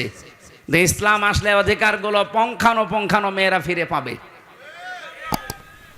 ওরা মেয়েরা মেয়েদের নাম দিয়ে বলেছে এদের অধিকার নেই, সমান অধিকার এদের দেওয়া লাগবে। কিভাবে দেবেন আপনি? আমি পুরুষ মানুষ, হাফ প্যান্ট পরে আমি খেজুর গাছে অন্তত রস পাড়তে পারবো, মেয়েরা পারবে? আমি এখন আমার মনে হয় শুধুমাত্র এই মাজা থেকে হাঁটু পর্যন্ত ঢাকা থাকলে, নাভি থেকে একটা প্যান্ট পরে এখান থেকে কুষ্টিয়ায় চলে যেতে পারবো, কোনো অসুবিধা নেই। একটা মেয়ে লোকে যেতে বলেন তো পারে? কুষ্টিয়া না, এখান থেকে এই নাটোরের বাজার পর্যন্ত গেলে চারিদিকে সেল্লিবিল্লি হয়ে যাবে। আর ওদের বলে সমান অধিকার দেওয়া লাগে। অধিকার সমান কিসের? ওদের মর্যাদা আমাদের চাইতে 3 গুণ বেশি। সুবহানাল্লাহ বলতে পারেন নাই? এই জন্য মেয়ে যাদের বাড়িতে আসে, হযরত ওমর বলেন, যে বাড়িতে একটা মেয়ে আছে মনে করবেন সেই বাড়িতে আল্লাহর একটা জান্নাত আছে। সুতরাং যারা মেয়ের বাবা আছেন, 1 মেয়ের বাবা আপনার একটা জান্নাত, 2 মেয়ের বাবা আপনার 2টা জান্নাত, 3 মেয়ের বাবা আপনার 3টা জান্নাত। আল্লাহ রাব্বুল আলামিন আমাদেরকে 3টা মেয়ে দিয়েছে। আল্লাহ আমাদেরকে যেন নবীর এই হাদিস অনুযায়ী জান্নাতেও এরকম 1টা 2টা 3টা করে দান করেন, বলেন আমিন। 3 নম্বরে একটু ভালো করে শুনবেন হাদিসটা। আল্লাহর নবী বলেন, 3 নম্বরে আল্লাহ যখন বেশি খুশি হয়ে যায় তখন ওর বাড়িতে আল্লাহ মেহমান পাঠায়। কিন্তু আমাদের তো সমস্যা, মেহমান আসলে আমাদের মন খারাপ হয়ে যায়। 4 নম্বরে বিশ্বনবী মুহাম্মদ রাসূলুল্লাহ জানিয়েছেন, এই পৃথিবীতে আল্লাহ সব চাইতে যখন একেবারে খুব বেশি বান্দার উপরে খুশি হয় তখন তাকে রোগ দেয়। এই জন্য রোগ শোক হলে আপনার জীবনের অপরাধগুলো আল্লাহ মাফ করেন। জানা অজানা যত অপরাধ করেছিলেন এগুলো আল্লাহ আস্তে আস্তে রোগের কারণে, যদি জ্বর হয় এই জ্বরের কারণে একটা গুনাহ আল্লাহ মাফ করে দেয়। পথে চলতে ফিরতে হোঁচট খেয়েছেন, হোঁচট খেয়ে হঠাৎ করে নখ ভেঙে গেছে, রক্ত বের হচ্ছে, মনে করবেন আমার একটা গুনাহ আল্লাহ মাফ করে দিয়েছে। এই জন্য রোগ শোক হলে আল্লাহর কাছে শিকায়েত করা না, অভিযোগ করা না, আরো শুকরিয়া করা দরকার। যদিও দুনিয়ায় কষ্ট হচ্ছে, এই কষ্টের মাধ্যমে আমার জীবনের পরবর্তী যে জীবন আমার আখিরাতের শুরু হচ্ছে, এটা শান্তি, স্বস্তি এবং কল্যাণময় আল্লাহ করার চেষ্টায় আছে। সুবহানাল্লাহ। নবীজি বলেন 4টা রহমত তো মানুষ খারাপভাবে অসন্তুষ্ট হয়, পছন্দ করে না, কিন্তু 4টা গজব আছে দুনিয়ায়। এই 4টা গজব পেলে মানুষ খুব খুশি হয়। 1 নম্বরে যৌতুক। এটা কি? এটা গজব। এইটা পেলে আমরা খুশি না বেজার? সে হুজুর বলেন আর খেজুর বলেন, সবাই যৌতুকের জন্য খুশি। অথচ যৌতুকের টাকা খাওয়া আর পায়খানা খাওয়া এটা সমান না? না, সমানও না। কারণ পায়খানা খেলে একটা গোনা হয়, আর যৌতুকের টাকা নিলে ডবল গোনা হয়। একদিকে তো কবিরা গোনা, আর একটা জুলুমের গোনা। মেয়ের বাপের খুশি ছাড়া তার মন থেকে খুশি হওয়া ছাড়া তার বাড়িতে ছেলের বাড়ির লোকজন যে একটা পান খাওয়াও জায়েজ নেই। কি কথা বলছেন না? আমি কি বানালাম এটা? হাদিস। নবীজি বলেন, যতদিন আমার যতগুলো বিবাহ করেছি, যত মেয়েকে বিয়ে দিয়েছি, আমার একটা মেয়েকে কোনোদিন যৌতুকের টাকা দিয়ে, সম্পদ দিয়ে বিয়ে দেওয়া লাগে নাই। প্রতিটি বিয়েতে আমি আমার মেয়েদের এবং আমার বিয়েতে আমি অলিমা করেছি। কি করেছি বলেন তো? অলিমা কি ছেলের বাড়ি হয় না মেয়ের বাড়ি? বলেন বলেন। মেয়ের বাড়ি বলল কে? মেয়ের বাড়ি অলিমা হবে কেন? মেয়ের বাড়ি হয় বরযাত্রী মানুষ যায়, অথচ বরযাত্রী ইসলামে নেই। নাটোরবাসী আজকে থেকে সিদ্ধান্ত নিয়ে বাড়ি যাবেন, জীবনে আর কোনো দিন কারো বরযাত্রী যাব না। আজকের ওয়াজ শুনতে এসে ভুল করিস, জীবনে খাওয়া দাওয়া বন্ধ হয়ে গেল। আরে ভাই, ইসলামে যেটা নেই ওটা আপনি করে আনন্দ পাবেন, ওটা ডবল গুনাহ হবে। কারণ এমনি জায়েজ নেই, তারপর আপনি আনন্দে আনন্দে গিয়েছেন।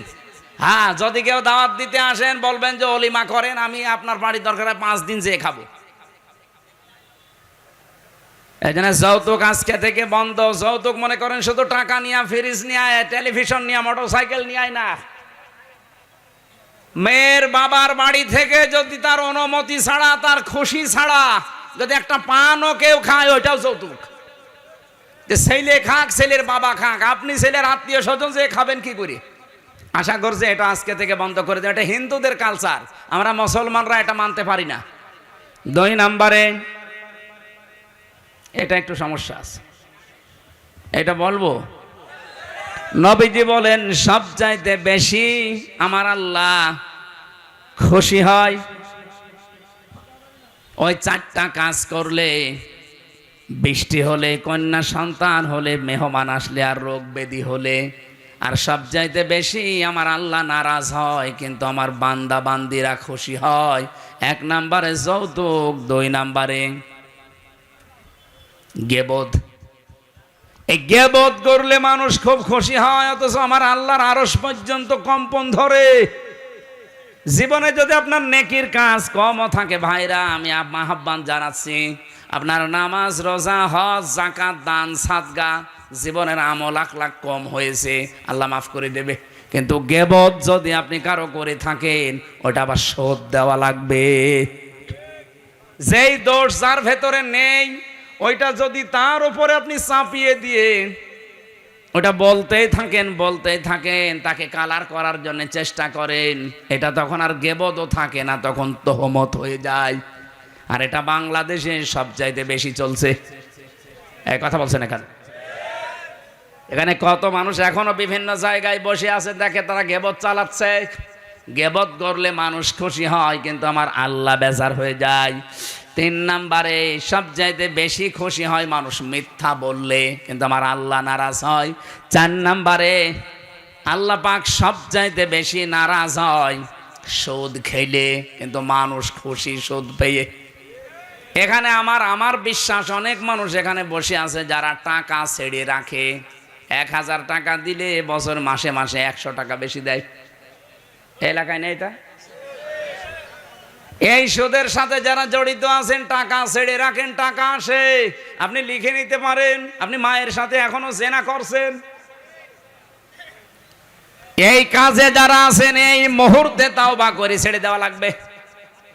যারা যারা রাজি আছেন তারা হাত তোলেন তো, অসুবিধা নেই, তোলেন। যারা ছেড়ে রেখেছেন তোলেন।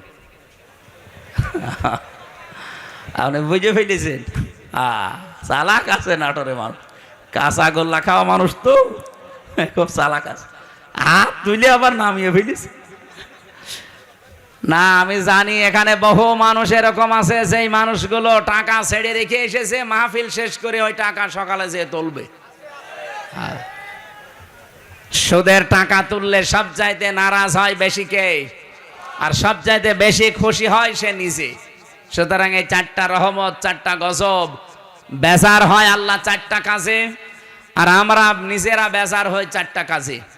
আল্লাহ আমাদেরকে কন্যা সন্তান যেহেতু রহমত, বৃষ্টি যেহেতু রহমত, এই পৃথিবীতে মেহমান আসা রহমত, আল্লাহ রোগ ব্যাধি দিয়েছে, এটাও রহমত। এগুলো পেয়ে নারাজ না হয়ে এগুলোর সঠিক এবং পরিমার্জিত ব্যবহার করার তৌফিক কামনা করছি। সকলে বলেন আমিন। আমার আজকের আমি বিষয় আলোচনা সাজিয়েছিলাম যে আল্লাহর দল কারা, আল্লাহর দলের বৈশিষ্ট্য। এই পৃথিবীতে এখন দল কত আছে আপনি হিসাব করতে গেলে কলম খাতা নষ্ট হয়ে যাবে। বাংলাদেশে প্রায় ৭৩টার উপরে দল আছে। আমি অল্প কথায় মেন কথাগুলো, অল্প সময় মেন কথাগুলো বলতে চাই। একটু বসেন, জবান খুলে সূরা মায়েদার এই ৫৪ নম্বর আয়াত, মেন কথাগুলো বলবো ইনশাল্লাহ। আল্লাহ পাক বলেন, ইয়া আইয়ুহাল্লাযীনা আমানু মাইয়ারতাদ্দা মিনকুম আন দীনিহি ফাসাউফা ইয়াতিল্লাহু বিকওমিন। ঈমানদারেরা, এই পৃথিবীতে কোনো মানুষ যদি আল্লাহর দিন থেকে ফিরে চলে যায়, আল্লাহর ইসলাম থেকে, তোমাদের ভেতরে যেই চলে যাবে, সঙ্গে সঙ্গে আমি আল্লাহ একটা নতুন সিদ্ধান্ত নিয়ে ফেলি। ফাসাউফা ইয়াতিল্লাহু বিকওমিন, এমন একটা দল, এমন একটা জাতি, এমন একটা গোষ্ঠী তৈরি করে দেই, ইউহিব্বুহুম ওয়া ইউহিব্বুনাহু, যারা আমি আল্লাহকে ভালোবাসে, আমি আল্লাহ নিজেও তাদেরকে ভালোবাসি। বলেন সুবহানাল্লাহ। অনাটোরবাসী, যেহেতু এই দেশে এখন প্রায় ৭৩টার উপরে শুধু দল চলছে, ৪৯টা আছে রাজনৈতিক নিবন্ধিত দল, বাকি আছে নিবন্ধনের বাইরে। যত দল আছে ধর্মীয় জেনারেল মিলে বলেন, আগস্টের ৫ তারিখের পরে আমি বাংলায় বলছি, এবার কত মানুষকে আমরা বিভিন্ন নাম দিয়ে দেখতে পাচ্ছি ইসলাম থেকে বের হয়ে যাচ্ছে। কথা বোঝেন? কেউ বিভিন্ন মানুষের উপরে দোষ চাপিয়ে বলছে আমি এর ভেতরে নেই, চলে গেলাম। প্রকারান্তে আপনি ইসলাম থেকেই বের হয়ে যাচ্ছেন। ইসলামের একটা বিধান যদি কারো ভালো না লাগে, তার মানে আপনি তো আর আমাকে ভালো লাগে না তাই জন্য চলে যান না। আপনার ইসলামের বিধান ভালো লাগে না, তার মানে আপনাকে ভালো লাগছে না কার? বলেন বলেন। আপনি প্রকারান্তে আল্লাহকেই যেন বলছেন যে না, এ বিধান দেওয়া ঠিক হয়নি। হামজা তো বাবার কথা জীবনেও বলতে পারে না, ও বলবে আমার আল্লাহর কথা। আল্লাহর কথায় যেমন নামাজ পড়ো আছে, আল্লাহর কথায় যেমন যাকাত দাও আছে, আল্লাহর কথায় ঠিক এইটা আছে যে আমার এই কোরআনকে প্রতিষ্ঠা করো। তা আমি নামাজের ওয়াজ করলে আপনার খুব ভালো হুজুর মনে হয়, রোজার ওয়াজ করলে আপনার কাছে ভালো ওয়াজ মনে হয়, কিন্তু যখনই বলে এই নামাজ রোজার শিক্ষা যেটা, এটা কায়েম করা লাগবে। নামাজের শিক্ষা ২৭টা, রোজার শিক্ষা ৪টা। এইগুলো যদি আমি এখন বাংলায় কায়েমের কথা বলি এই সমাজে, যেটা কায়েম করা দরকার কোরআন দিয়ে, তখনই আপনার কাছে রাজনীতি মনে হয়। আপনি কি আমার চাইতে কোরআন বেশি বোঝেন? আপনি কি শামীম ওসমানের মতো হয়ে গেছেন? বলছে আমি কি ইসলাম বুঝি না? আমাদেরকে ইসলাম বোঝাতে আসবেন না। প্রতিদিন নাকি উনি ৭২ রাকাত নামাজ পড়ে। এটা যে ডাহা মিথ্যা কথা। এখানে যদি আলেম থাকে জিজ্ঞাসা করেন, দেখেন তো সর্বোচ্চ তাহাজ্জুদের নামাজ ৮ রাকাত থেকে ১২ রাকাত। কি কথা বলছেন এখানে? ৮ রাকাতের উপরে তাহাজ্জুদের নামাজ আপনি কোথায় পেলেন? খুব বেশি হলেও নাই ১২ রাকাতের উপরে আর তাহাজ্জুদের নামাজ নেই। নবীজি হয় ৮ রাকাত পড়তেন, নাই ১২ রাকাত পড়তেন। এরপরে এই বেতের পড়ে উনি পড়াটা কমপ্লিট করে দিতেন। আর উনি নাকি ৭২ রাকাত নামাজ পড়ে তাহাজ্জুদ পড়া। দাহা মিথ্যা কথা। ও রাত ২টা ৩টায় মাল খেয়ে ঘুমায়, ও তাহাজ্জুদ ফজরের নামাজে তো পড়ে না। আপনি তো ইসলাম থেকে বের হয়ে গেছেন প্রকারান্তে হামজার উপরে দোষ চাপিয়ে, যে ওদের দোষ আছে, ২৪-এর দোষ, ৭১-এর দোষ, ৪৭-এর দোষ। এই কথা না বোঝার ভান করে থাকবেন না। আগস্টের ৫ তারিখের পরে বহু মানুষকে আমরা দেখলাম আল্লাহর দিন থেকে প্রকারান্তে ইসলাম থেকে বের হয়ে চলে যাচ্ছে। ওরা আমাদের ভয় দেখাতে চায় যে আমরা চলে গেলে তোমরা নিরুপায় হয়ে যাবে। আরে ভাই, ইসলাম তো আর আমার না, আর আমি ইসলামের মালিকও না, ইসলামও আমার না, ইসলামের মালিকও আমি না। আমার মালিকও আল্লাহ, ইসলামের মালিকও আল্লাহ। আমি শুধু খাদেম। কথা বলুন। আমি খেদমত করছি, আমার একটা পাওনা বাকি আছে। এই যে সভাপতি সাহেবকে যদি উনি বলে এই জমিনটা আমার, আপনারা কাজ করেন, সারাদিন করেন, বিকাল ৫টায় আপনাদের বেতন দিয়ে দেব। এখন বলেন তো জমিনের মালিক কি আমি? মালিক উনি না? আমরা কি কামলা খাদেম, কাজ করে খাই? এই জমিনও আমার না, জমিনে যেটা আমরা বপন করছি এই বীজ বা ধান লাগাচ্ছি চারা, এগুলোর মালিকও আমরা না, সবের মালিক উনি। আমরা শুধু টাকা পাওয়ার আশায় আছি, বিকাল 5টায় বেতন দিয়ে দেবে, ওইটা নিয়ে আমার সংসার চলবে। নাটোরবাসী, এই বাংলাদেশের এই জমিনটা আমার আল্লাহর, এ কোরআনও আল্লাহর, জমিনে আল্লাহর, কোরআন আল্লাহর, ওনার জমিনে ওনার আইন, ওনার কোরআন প্রতিষ্ঠা করবে এই দেশে যারা আল্লাহর খাদেম, গোলাম, বান্দা, তারা আল্লাহর বান্দা দাবি করে যারা আল্লাহর কোরআনের আইন বাদ দিয়ে মানুষের তৈরি করা আইন কায়েম করতে চায়, আল্লাহর কসম এই মানুষগুলো বেতন পাওয়া দূরের কথা, ওদের খবর আছে। বিকাল 5টা পর্যন্ত আমাকে এই জমিনে টিকে থাকা লাগবে। বিকাল 5টা মানে জীবনের শেষ দিন। এক কথা বলছেন এখন, বিকাল 5টা মানে জীবনের শেষ দিন, কারণ আমার একটা বেতন পাওয়ার সময় আসবে। আমার যখন চোখ বন্ধ হয়ে যাবে, ওয়াবুদ রাব্বাকা হাত্তা ইয়াতিয়াকাল ইয়াকিন, আল্লাহ বলেন ওই পর্যন্ত ইবাদত করতেই থাকো, আমার দিনের সাথে লেগে থাকো যতদিন ইয়াকিন না আসে। ইয়াকিন মানে না, ইয়াকিন মানে মৃত্যু। ইয়াকিন মানে বিশ্বাস, সেটা আলাদা ইয়াকিন। আর এখানে ইয়াকিন মানে মৃত্যু। মরণ যতদিন না হবে ততদিন পর্যন্ত দিন কায়েমের জন্য আপনাকে টিকে থাকা লাগবে। কারণ আমরা এখনো আমাদের বেতন পাইনি। পেয়েছি? বলেন বলেন, আমাদের চূড়ান্ত বেতনের নাম কি? 500 টাকা, 1000 টাকা, কি জান্নাত। ওইটা যতদিন আমি না পাবো ততদিন পর্যন্ত আমার চেষ্টা অব্যাহত থাকবে। এখন যদি আপনি আমাকে বাধা দিতে আসেন, এই জমিনে ধান লাগিয়েছিলাম কিন্তু বিকাল 5টা বাজার আগে আপনি তুলে ফেলছেন, আপনি যত বড়ই মস্তান হন, আমরা যারা 8-10 জন মিলে ধান লাগিয়েছি, যদি আপনার সাথে নাও পারি তাও বাধা দেব। কারণ আমি তো এখনো বেতন পাইনি। আপনি ধান তুলে ফেললে ওনারা বেতন দেবে, উনি এসে আমাদের আরো গরম দেবে। ওই সারাদিন নষ্ট করলে, ধান তুলে ফেলেছে কিছুই বলনি, বেতন দেওয়া দূরের কথা, আরো 500 টাকা করে দিয়ে যাও। যে জমিন আল্লাহর, কোরআন আল্লাহর, আমরা তো খাদেম, কামলা, 5 জন মনীষ, লেবার যাই বলেন, আমরা চেষ্টা করে যাচ্ছি। আমাদের চেষ্টা হচ্ছে জমিনে এটা প্রতিষ্ঠা করা। হ্যাঁ, পদ্ধতি আমাদের ভুল হতে পারে, কেউ কেউ গণতন্ত্রের পদ্ধতি নিয়েছে, আপনার পদ্ধতি ভুল হতে পারে, কিন্তু আমার মন তো ঠিক আছে যে আমি জমিনে আল্লাহর দিন কায়েম করব। হ্যাঁ, কথা বলেন না কেন? হ্যাঁ বলেন। তারা একটা পদ্ধতি নিয়েছে, তারা এক পদ্ধতি নিয়ে তারা অলরেডি কায়েম করে ফেলেছে। তুরস্ক একটা পদ্ধতি নিয়েছে, আপনি মোরসির দিকে তাকান, সে একটা পদ্ধতি নিয়েছিল, যে যেখানে ইসলাম কায়েমের জন্য চেষ্টা চালাচ্ছে। পদ্ধতি ভুল হতে পারে কিন্তু তার কর্ম তো ঠিক আছে, তার মনের আকাঙ্ক্ষা, আশা, তামান্না এই যে আল্লাহর জমিনে আমি জীবনের শেষ দিন পর্যন্ত অন্তত দেখতে চাই যেটা কায়েম হয়েছে। আমার রাস্তা ভুল হলে কি আমি একটু ঘুরে ফিরেও আসতে পারবো না জায়গায়? এখন যদি একে ভাইকে বলি যে আমি নাটোরে যাব, উনি একটা রাস্তা দেখিয়েছে, এ মোজাম ভাইকে বললাম নাটোরে যাব, উনি আমারে দেখিয়েছে সেই বড়াই গ্রাম গুরুদাসপুর ঘুরে। হ্যাঁ, আমি নাটোরে যেতে পারবো ঠিক, এদিকে গেলে হয়তো 1 ঘন্টা লাগবে, এদিকে 1.5 ঘন্টা লাগবে, কিন্তু রাস্তা তো ঠিকই আছে, জায়গা মতো আমি যেতে পারবো। একটু সময় বেশি লাগবে, কম লাগবে। বাংলাদেশ সহ বিশ্বে যারা ইসলাম কায়েমের জন্য সবার মনের অবস্থা ঠিক আছে, কিন্তু রাস্তাটা একটু ভিন্ন হওয়ার কারণে অনেক মানুষ ফতোয়া দেয় উল্টাপাল্টা, ওরা গণতন্ত্র করে, জীবনও কায়েম করতে পারবে না। আরে দিনের মালিকই তো আমি না, আমি কায়েম করার কে? আমি চেষ্টা করে যাচ্ছি, অবশ্যই আমার সফলতা আমার জান্নাত পাওয়া পর্যন্ত। কিন্তু এর ভেতরে যদি কেউ মাস্তানি করতে আসেন, ধান বানানো, লাগানো, ধান বীজ তুলে ফেলবেন, আর আমি বেতন পাওয়ার আগে আপনাকে ছেড়ে দেবো, জীবনও না, দরকার আপনার সাথে মারামারি হবে।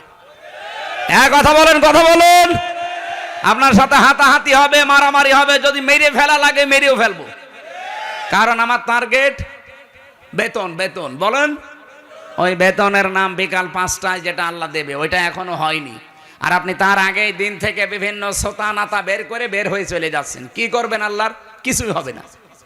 যাদেরকে আপনি ভয় দেখাতে চান তাদেরও কিচ্ছু হবে না, কারণ এই জমিনের আশা তারা অলরেডি বলিন না সলাতি ওয়া নুসুকি এ বলার পরে ছেড়ে দিয়েছে।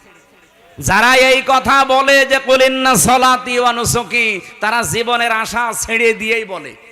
আপনার মতো মুনাফিকি করার জন্য, লোক দেখানোর জন্য বলে না। যারা এগুলো বলতো এতদিন, তারা কিন্তু অলরেডি আল্লাহর দিন থেকে বিভিন্ন সোতানাতা বের করে বিভিন্ন কথা ধোয়া তুলে তারা চলে যাচ্ছে। আল্লাহ এই জন্য বলেছেন, যদি কেউ দিন থেকে চলে যায়, ফাসাউফা ইয়াতিল্লাহ, অতি শীঘ্রই। যারা আরবি জানে, সাউফা শব্দটা আল্লাহ কেন ব্যবহার করেন? সিন, সাউফা, কদ, লাম, এরকম 13টা শব্দ আছে। কোন সেন্টেন্সের আগে যদি আসে, বাংলা অর্থ দাঁড়ায় খুব তাড়াতাড়ি। আল্লাহ বলেন, যদি কেউ দিন থেকে মুখ ফিরিয়ে চলে যায়, আমি শুধু দেখবো, দেখার পরে অতি তাড়াতাড়ি ইয়াতিল্লাহু বিকৌমিন, একটা দল তৈরি করে দেব। ইউহিব্বুহুম ওয়া ইউহিব্বুনাহু, তারা কি? আমি আল্লাহকে ভালোবাসবে, আমি আল্লাহও তাদেরকে ভালোবাসবো। তাদের গুণাগুণ কি হবে? এই যে আল্লাহর দলের বৈশিষ্ট্যগুলো বলতে আল্লাহ এই কথাগুলো দিয়েছেন। রব্বুল আলামিন বলেন, তাদের গুণাগুণ হবে প্রথমত 3টা। আজিল্লাতিনা আলাল মুমিনিন, আইজ্জাতিনা আলাল কাফিরিন। তারা নিজেদের প্রতি মমিনের প্রতি হবে রহম দিল, কিন্তু কাফেরদের প্রতি হবে তারা কঠোর, বজ্র মুঠো। বাংলাদেশে আজ দেখান একটা দল কিন্তু অলরেডি আল্লাহ তৈরি করে দিয়েছে, যারা নিজেদের প্রতি এত রহম দিল, নিজের আপন ভাইয়ের সাথেও তাদের এত ভালোবাসা নেই।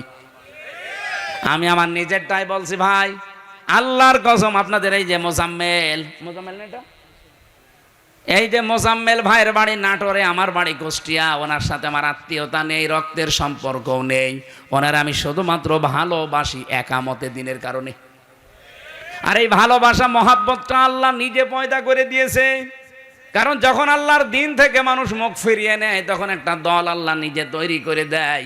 ওই দলের প্রথম বৈশিষ্ট্য, তারা নিজেদের প্রতি রহম দিল হয়, মহাব্বত ভালোবাসা তৈরি হয়, কিন্তু কাফেরদের প্রতি তারা কঠোর। আপনি একটা আল্লাহর বিরুদ্ধে অবস্থান নিয়ে দেখেন, নাটোর, কুষ্টিয়া, পাবনা থাকবে না। একামতে দিনের কর্মী যারা, কুষ্টিয়াও যা, চট্টগ্রামও তাই, সব একবারে রাস্তায় নেমে আসবে। কারণ কাফেরদের প্রতি আমাদের কঠোরতা এটা তৈরি করে দিয়েছে কে? আপনি অন্য কিছু খেয়াল করে দেখেন, তারা নামে কিনা জীবনও পাবেন না। ইউজাহিদুনা ফি সাবিলিল্লাহি ওয়া লা ইয়াখাফুনা লাওমাতা লাইম। তারা আল্লাহর দিন এই জমিনে প্রতিষ্ঠা করার জন্য জিহাদ করবে, সংগ্রাম করবে, চেষ্টা চালাবে, পরিশ্রম করবে, প্রচেষ্টা করবে, কিন্তু কোনো ওয়ালা ইয়াখাফুনা, ভয় পাবে না, লাওমাতা লাইম, কোন তিরস্কারকারীর তিরস্কারকে তারা পাত্তা দেবে না। আমি যেই দিন থেকে কুলিন্না সলাতি ওয়া নুসুকি ওয়া মাহইয়ায়া ওয়া মামাতি লিল্লাহি রাব্বিল আলামিন বুঝে বুঝে পড়েছি, ওই দিন থেকে কে আমার পেছনে লেগেছে, গীবত করে, আমার উপরে আন্দাজে দোষ চাপায়, কোনো কিছু আমার মনে আর স্থান নেই। আমার মনে হয় এই দেশে যারা একামতে দিনের কর্মী, আল্লাহর কসম, তাদেরকেও আপনি এইভাবেই পাবেন। কোন তিরস্কারকারী তিরস্কারকে তারা পাত্তা দেবে। আমাকে রাজাকার পর্যন্ত বলা হয়েছে, কিন্তু আমি কি রাজাকার? আমার 33 বয়সে যদি রাজাকার হয়, কিন্তু এই কথা বলে আপনি দাবিয়ে রাখবেন, আপনি বলবেন ও শিবিরের রক্ষাটা কর্মী, এই কথা বলে দাবিয়ে রাখবেন। ও জামাত ইসলাম করে, ও চরমনার মুরিদ, এই কথা বলে দাবিয়ে রাখতে পারবেন না। কারণ কোন তিরস্কারকারীর তিরস্কারকে আমি থোড়াই কি আর পাত্তাই দেই না। এই গুণটা তৈরি করে দিয়েছে কে? আল্লাহ বলেন, যালিকা ফাদলুল্লাহ, এটা আল্লাহর অনুগ্রহ, যাকে তাকে আল্লাহ দেয় না। ইউতিহি মাইয়াশা, যাকে আল্লাহ ইচ্ছা করে তাকে দেয়। সুতরাং এই বাংলাদেশে আল্লাহর দলের বৈশিষ্ট্য 3টা পেলাম। তারা নিজেদের প্রতি রহম দিল হবে, কাফেরদের কোনো বিধান যদি দেখে, কাফেরদের কোনো কাজ কারবার দেখলে তারা বজ্রকণ্ঠ হয়ে যাবে। এতদিন পর্যন্ত যত সংস্কার এসেছে, কোন সংস্কারে বাংলার মুসলমানেরা বাধা দেয়নি? দিয়েছে না? দেয়নি। কিন্তু নারী কমিশন 13টা রিপোর্ট দেওয়ার পরে আমরা বাধা দিয়েছি কেন? কারণ তারা শুধুমাত্র সংস্কার করে না, তারা আল্লাহর কোরআনে হাত দিয়েছে। আর এই জায়গায় তখন আমরা এক হয়ে গেছি। হেফাজত নেই, চরমনা নেই, জামাত ইসলাম নেই, খেলাফত নেই, সব তখন বাংলাদেশে এক। আপনি দেখেননি, সব এক হয়ে বলেছে না এটা তো মানা দূরের কথা, এ কমিশনই মানি না। আমির জামাত ডাক্তার শফিকুর রহমান এটা বলে নাই যে কমিশন তো দূরের কথা, ও কমিশনই মানি না, যদি বেশি ঝামেলা করেন আবার কিন্তু আগস্টের 5 তারিখ আসতেছে। এটা তো আমরা এই এতদিন পর্যন্ত যত সংস্কার করেছেন কোন জায়গায় বাধা দেয়নি, কারণ ওই জায়গায় আল্লাহ রাসূলের বিরুদ্ধে পাইনি, কিন্তু এবার পেয়েছি সরাসরি আল্লাহর বিরুদ্ধে। আজিল্লাতিন আলাল মুমিনিন আইজ্জাতিন আলাল কাফিরিন। আমরা নিজেদের প্রতি ভালোবাসা, মহাব্বত, স্নেহময় স্নেহশীল আছি। বললাম না মোজাম্মেলের সাথে, সত্যি বলছি, আমার সম্পর্ক আত্মীয়তার না, রক্তের না, শুধু দিনের, শুধুমাত্র দিনের সম্পর্ক। আমার নিজের আপন ভাই তো নেই, যদি থাকতো সে যদি আল্লাহর দিনের কর্মী না হইতো, তার সাথে ওনার মতো মহাব্বত আমার হইতো না, কারণ এই মহাব্বতটা পয়দা করে দিয়েছে কে? 2 নাম্বার, আমরা কাফেরদের প্রতি কিন্তু কঠোর, যেহেতু ওরা নারী সংস্কারের নাম নিয়ে আল্লাহর কোরআনের 13টা আয়াতে অলরেডি হাত দিয়েছে, এই জন্য ওরা কাফের। বলেন, আমরা মনে হয় ওদের জানাজা পড়া এখন তওবা না করলে ঠিক হবে না। যারা এই নারী কমিশনে আছেন, যদি সাপোর্টও কেউ করেন, আপনিও কাফের, আপনার প্রতিও আমরা বাধ্য হব কঠোর হতে। আর আল্লাহর দ্বীনে জমিনে কায়েম করতে হয়তো আমাদের রাস্তা, আবার বলছি, তরিকা ভুল হতে পারে, কিন্তু আমাদের মন ঠিক আছে। আমরা চাই আল্লাহর জমিনে আল্লাহর সিদ্ধান্ত চলবে। এই জায়গায় কেউ যদি বাধা দেয়, তিরস্কার করে, উল্টাপাল্টা গালি দেয়, থোড়াই কি আর জীবনে কিছু মনে করি নাই, করবো না, এটা বৈশিষ্ট্য কে দিয়েছে? ইউজাহিদুনা ফি সাবিলিল্লাহ। তারা প্রচেষ্টা করবে, জিহাদ করবে, সংগ্রাম করবে, দল করবে, মিছিল মিটিং করবে, আন্দোলন করবে আল্লাহর জন্যে। লা ইয়াখাফুন, তারা ভয় করবে না। লাউমাতা লাইম, কোন তিরস্কারকারীর তিরস্কারকে আপনি এবার নিজের নিরপেক্ষ দৃষ্টি দিয়ে বলেন। এই যে 3টা গুণ বললাম, সারা বাংলাদেশে তো 73টার উপরে দল আছে, কোন দলের বৈশিষ্ট্য এই 3টা গুণ আপনি পান বলেন?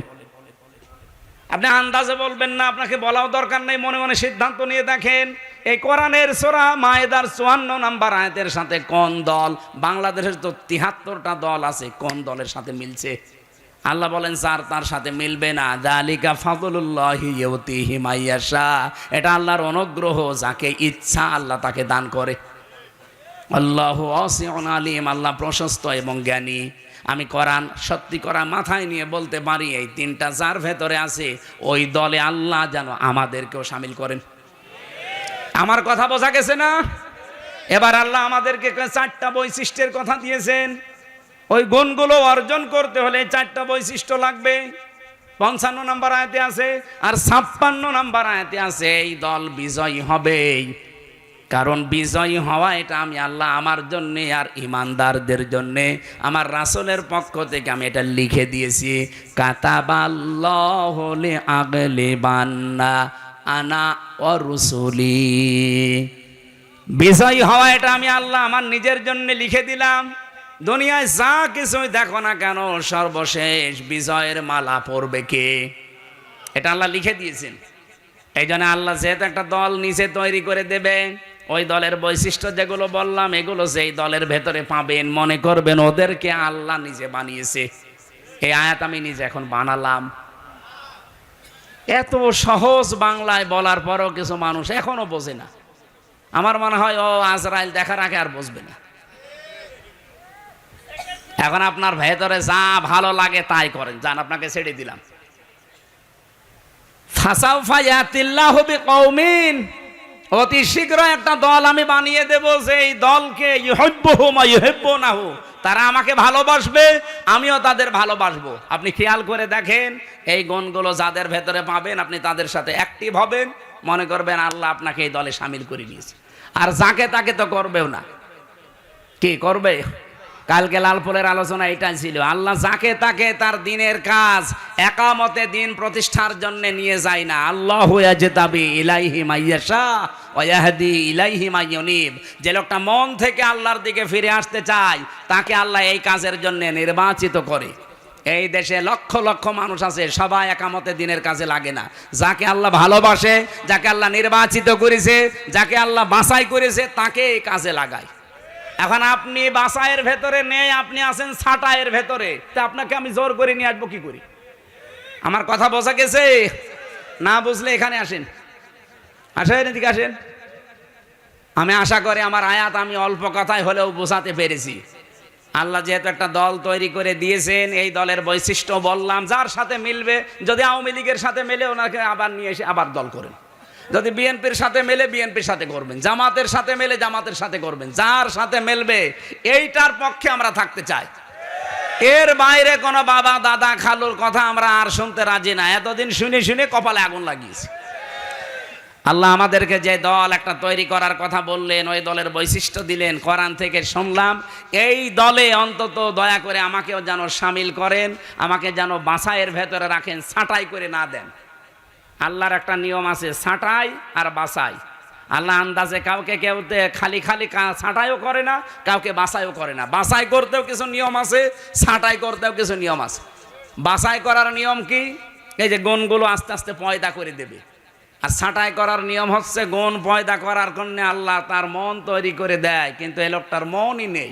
এই যে গিরিশচন্দ্র সেন, এই লোকটা পুরা কোরআন শরীফের বাংলা করেছে পুরাটা, এবং কি তাফসির লিখেছে, কিন্তু লোকটা মুসলমান হয়নি। আপনি নরসিংদী যান, ওর বাড়িতে ওকে পুড়িয়ে ফেলেছে, ওর বাড়িটা আছে। আমি নিজে গিয়ে দেখেছি। এই লোকটা পুরা কোরআন ওর জীবনী নিয়ে পড়ছিলাম, পুরা কোরআন শরীফ বাংলা করেছে। আপনি যা তা মনে করছেন, অর্থ করে তাফসির করেছে। আর তাফসির যারা করে, যারা যারা এখানে বসে জিজ্ঞাসা করেন, এক একটা শব্দের কমপক্ষে একাধিক, অন্তত 3টা শব্দের অর্থ তো জানাই লাগবে। দরবা মানে মারা, দরবা মানে দৃষ্টান্ত দেওয়া, দরবা মানে সফর করা, এরকম 33টা অর্থ আছে এক একটা শব্দের। লক্ষ লক্ষ শব্দ আছে, প্রতিটি শব্দের এরকম 33টা কমপক্ষে অর্থ আপনি জানবেন।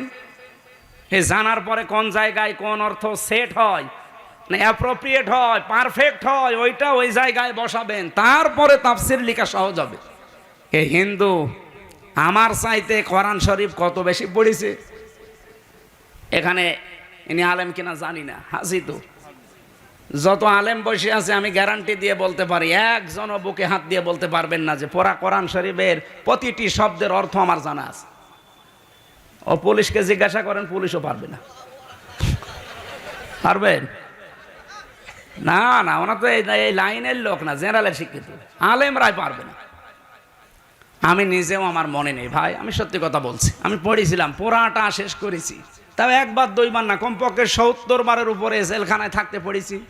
অনার্স মাস্টার্স করার সময় তো কত বার পড়েছি, আমার সব মনে নেই। এখন আবার স্টাডি করা লাগবে। আজকের আয়াতের প্রত্যেকটা শব্দের অর্থ আমার মনে আছে, কিন্তু পুরা কোরআন শরীফের আমার মনে নেই। অথচ বেটা হিন্দু মানুষ, ওর কি মেধা ছিল বলেন তো। প্রতিটি শব্দের একাধিক অর্থ একেবারে নখদর্পণে। তাও যেখানে যেটা খাটে, যেখানে যেটা মিলে মিল হয়, ঠিক ওইভাবে লিখেছে পুরা কোরআন শরীফের। অথচ লোকটা মরে যাওয়ার পরে ঈমান পায়নি, মরে যাওয়ার পরে জানাজা হয়নি, কবরে দেয়নি, আগুন দিয়ে পুড়িয়ে ফেলেছে। কারণ ও আল্লাহর বাছাইয়ের ভেতরে ছিল না, ছাঁটাইয়ের ভেতরে ছিল। আল্লাহ আপনাকে বাছাই করবে না ছাঁটাই করবে, এটা আপনার মনের ওপরে। এখন আপনি কি করবেন সিদ্ধান্ত নিয়ে বাড়ি যান। আমি যে জেলখানায় মেয়েদের যে বই লিখেছিলাম, তাদের যে পারিবারিক জীবনের সমস্যা এবং তার সমাধান, বিশেষ করে মেয়েদেরটা আপনারা নেবেন। এটা শুধুমাত্র নারীদের জন্য আর একটা পুরুষের জন্য আছে। এটা পড়া, ওদের পরিবারে যে সমস্যা করে কি কি জিনিস নিয়ে, 120 পৃষ্ঠা।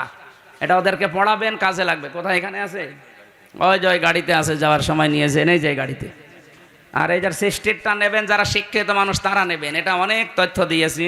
আর মেয়ে যে মাদ্রাসার মাহফিল, তো এরা টাকা পয়সার জন্য আর আবার আহ্বান জানাচ্ছে, টাকা তোলেনি একবার। আরও যারা দিতে চান, যদি থাকে, আপনারা যাওয়ার সময় বিভিন্ন জায়গায় ওদের লোক থাকলে দিয়েছেন। আর হ্যাঁ, ব্যাগ নামিয়ে দেবো আবার। হ্যাঁ, আপনারা কই ব্যাগালা কই? মহিলা প্যান্ডেলে যারা আছে, ছোট ছোট বাচ্চাদের পাঠিয়ে দিন। আয় রে আল্লাহ রে, মোনাজাত কি করবো? এই যে 2 ঘন্টা ওয়াজ করলাম, আরে মানুষ এখন চলে যাবে। এটা মোনাজাতটা করে দেন ভাই, টাকা পয়সা দেন দেন না দেন, মোনাজাতটা করে দেন। তা মাদ্রাসার মাহফিলটা একটু খেয়াল রাখবেন, এই মাদ্রাসা যেন টিকে থাকে। 51 বছর টিকে আছে, এটা যেন কিয়ামত পর্যন্ত থাকে। হয়তো এই মানুষগুলো আর 20 বছর পরে থাকবে না, কিন্তু এটা টিকে থাকে যেন কিয়ামত পর্যন্ত। ওই গাড়িতে যাওয়ার সময় নিয়েন, আর ওনাদের লোকজন যেখানে আছে ব্যাগে একটা দিয়ে দিয়েন, আল্লাহুম্মা আমিন। লা ইলাহা ইল্লা আনতা সুবহানাকা ইন্নী কুনতু মিনাজ জালিমিন। আল্লাহুম্মা গফিরলি ওয়ারহামনি ওয়াহদিনি ওয়াফিনি ওয়ারযুকনি ইয়া রাব্বাল আলামিন। আল্লাহ, রাত 12:30 পার হয়ে 11:30 পার হয়ে গেছে। গভীর রজনীতে কোরআনের কিছু মূল মেসেজগুলো আমরা শুনেছি, এগুলোর উপরে তুমি আমাদেরকে কবুল করে নাও। ফাসাউফা ইয়াতিল্লাহু বিকওমিন, অতি শীঘ্রই তুমি এমন একটা দল তৈরি করবে, ইউহিব্বুহুম ওয়া ইউহিব্বুনাহু, যে দল তোমাকে ভালোবাসবে তুমিও ভালোবাসবে। আল্লাহ, ওই দলে আমাদেরকে শামিল হওয়ার সুযোগ করে দাও। দিন কায়েম হয়েছে বাংলাদেশে, 56,000 বর্গ মাইল কোরআন দিয়ে চলছে, এটা যেন দেখে মরতে পারি, তৌফিক দাও। এ মাহফিলের আয়োজন করতে গিয়ে যারা শ্রম দিল এদেরকে ক্ষমা করে দাও। বিশেষ করে সম্মানিত সভাপতি আমার আরাফাতের ভাই আলহাজ আব্দুর রব চৌধুরী, আল্লাহ তোমার নামে নাম, মেহেরবানি করে তাকে ক্ষমা করে দাও। বিশেষ মেহমান যারা এখানে উপস্থিত আছে প্রত্যেককেই কবুল করো আল্লাহ তাআলা। মেয়েরা যারা বসে আছে বিভিন্ন রোগ শোক তাদের আছে, কোরআনের ইজ্জতে তাদেরকে তুমি শেফায়ে কামেলা আজেলা করে দাও। আমি সহ যারা অনেকে অসুস্থ আছি আমাদেরকেও তুমি শেফা দান করো। কোরআনে কারিম থেকে যে মূল কথাগুলো বলেছি আল্লাহ, আমি যেভাবে বুঝলাম এদেরকে ওইভাবে বোঝার তৌফিক দাও, এগুলো জীবনে মেনে চলার সুযোগ দাও। প্রশাসনের জন্য দোয়া করছি, এই বাগাতিপাড়ার থানার ওসি, টিএনও, জেলার ডিসি, এসপি সহ পুলিশ কনস্টেবল যারা, এসআই সহ দারোগা সহ যে ভাইরা আজকে পাহারা দিয়েছে আমাদেরকে, এদের বাড়ি ঘর আত্মীয় স্বজন মা বাবা এদের সব কিছু তুমি পাহারাদার হয়ে যাও। আজকের দায়িত্বটা তুমি ইবাদত হিসাবে তাদের কবুল করো। বাংলার প্রশাসনের উপরে তোমার রহমত নাজিল করো আল্লাহ। যত ষড়যন্ত্র হচ্ছে দেশটা নিয়ে আল্লাহ তুমি ছিন্ন ভিন্ন করে দাও। নারী কমিশনের নাম নিয়ে কিছু হিজড়া মহিলা তোমার কোরআনে হাত দিয়েছে আল্লাহ, তুমি তাদের হেদায়েত দাও, যদি না থাকে তাদের থেকে জাতিকে বাঁচাও। কত বড় ক্ষমতা, এই 15.5 বছরে জালেমদের ক্ষমতা হয়নি যে তোমার কোরআনে হাত দেওয়া, অথচ এই মানুষগুলো তোমার কোরআনের 13টা আয়াত বাদ দিয়ে দিয়েছে। জানি এদেরকে তুমি হেদায়েত দেবে না, তারপরও যদি থাকে হেদায়েত দাও, না থাকলে তাদেরকে তুমি ধ্বংস করে দাও। যারা ঈমান এবং ইসলাম নিয়ে ষড়যন্ত্র করে বাংলাদেশের মুসলমানদেরকে নিয়ে আল্লাহ তাদের কবল থেকে দেশের মানুষদেরকে বাঁচাও। আল্লাহ তাআলা ইসরায়েলের হাত থেকে ফিলিস্তিনকে রক্ষা করো। পৃথিবীর মানচিত্র থেকে তাদেরকে তুমি, এই ইসরায়েল নামক এই অভিশপ্ত জাতিদেরকে তুমি হালাক করে দাও। ভারতের মুসলমানদের জন্য তুমি হামে ও নাসির হয়ে যাও। আল্লাহ তাআলা এই পৃথিবীর সবচাইতে বড় কসাই, একটা একটা করে তোমার ঘরগুলো ভেঙে দিচ্ছে। এই সন্ত্রাসী জাতি, এই উগ্রপন্থী হিন্দুদের থেকে আল্লাহ তুমি ভারতের মুসলমানদেরকে বাঁচাও, তোমার ঘরগুলো তুমি রক্ষা করো আল্লাহ। এলাকায় মাটির নিচে যারা কবরে ঘুমিয়ে আছে আল্লাহ কবরগুলো জান্নাত বানিয়ে দাও। এই মাদ্রাসাটা কিয়ামত পর্যন্ত দিনের মার্কাজ হিসাবে কবুল করে নাও রব্বুল আলামিন। জীবনে কোন মোনাজাত কবুল হয়েছে জানি না, আজকে হাসিদেরকে নিয়ে, যুবক যুবতীদেরকে নিয়ে হাত তুলেছি। জীবনের অপরাধগুলো আজকে আমরা সত্যি স্বীকার করছি জনসম্মুখে যে আমরা অপরাধী। এমন কোনো অপরাধ নেই যা জীবনে আমাদের নেই, সব অপরাধগুলো স্বীকৃতি দিলাম আল্লাহ তুমি মাফ করে দাও। এই পুরা জায়গাটা আল্লাহ তুমি নেকি দিয়ে পাল্টিয়ে দাও। স্বেচ্ছাসেবকের দায়িত্বে যারা আজকে পালন করেছে আল্লাহ, এই মানুষগুলোকে তুমি যে মা পেটে নিল মায়ের পেট সহ কবুল করে নাও। এই কোরআনের কথাগুলো যারা প্রচার করে এই মিডিয়ার ভাইদেরকে আল্লাহ তুমি প্রচারক হিসাবে, দিন প্রচারক হিসাবে কবুল করে নাও।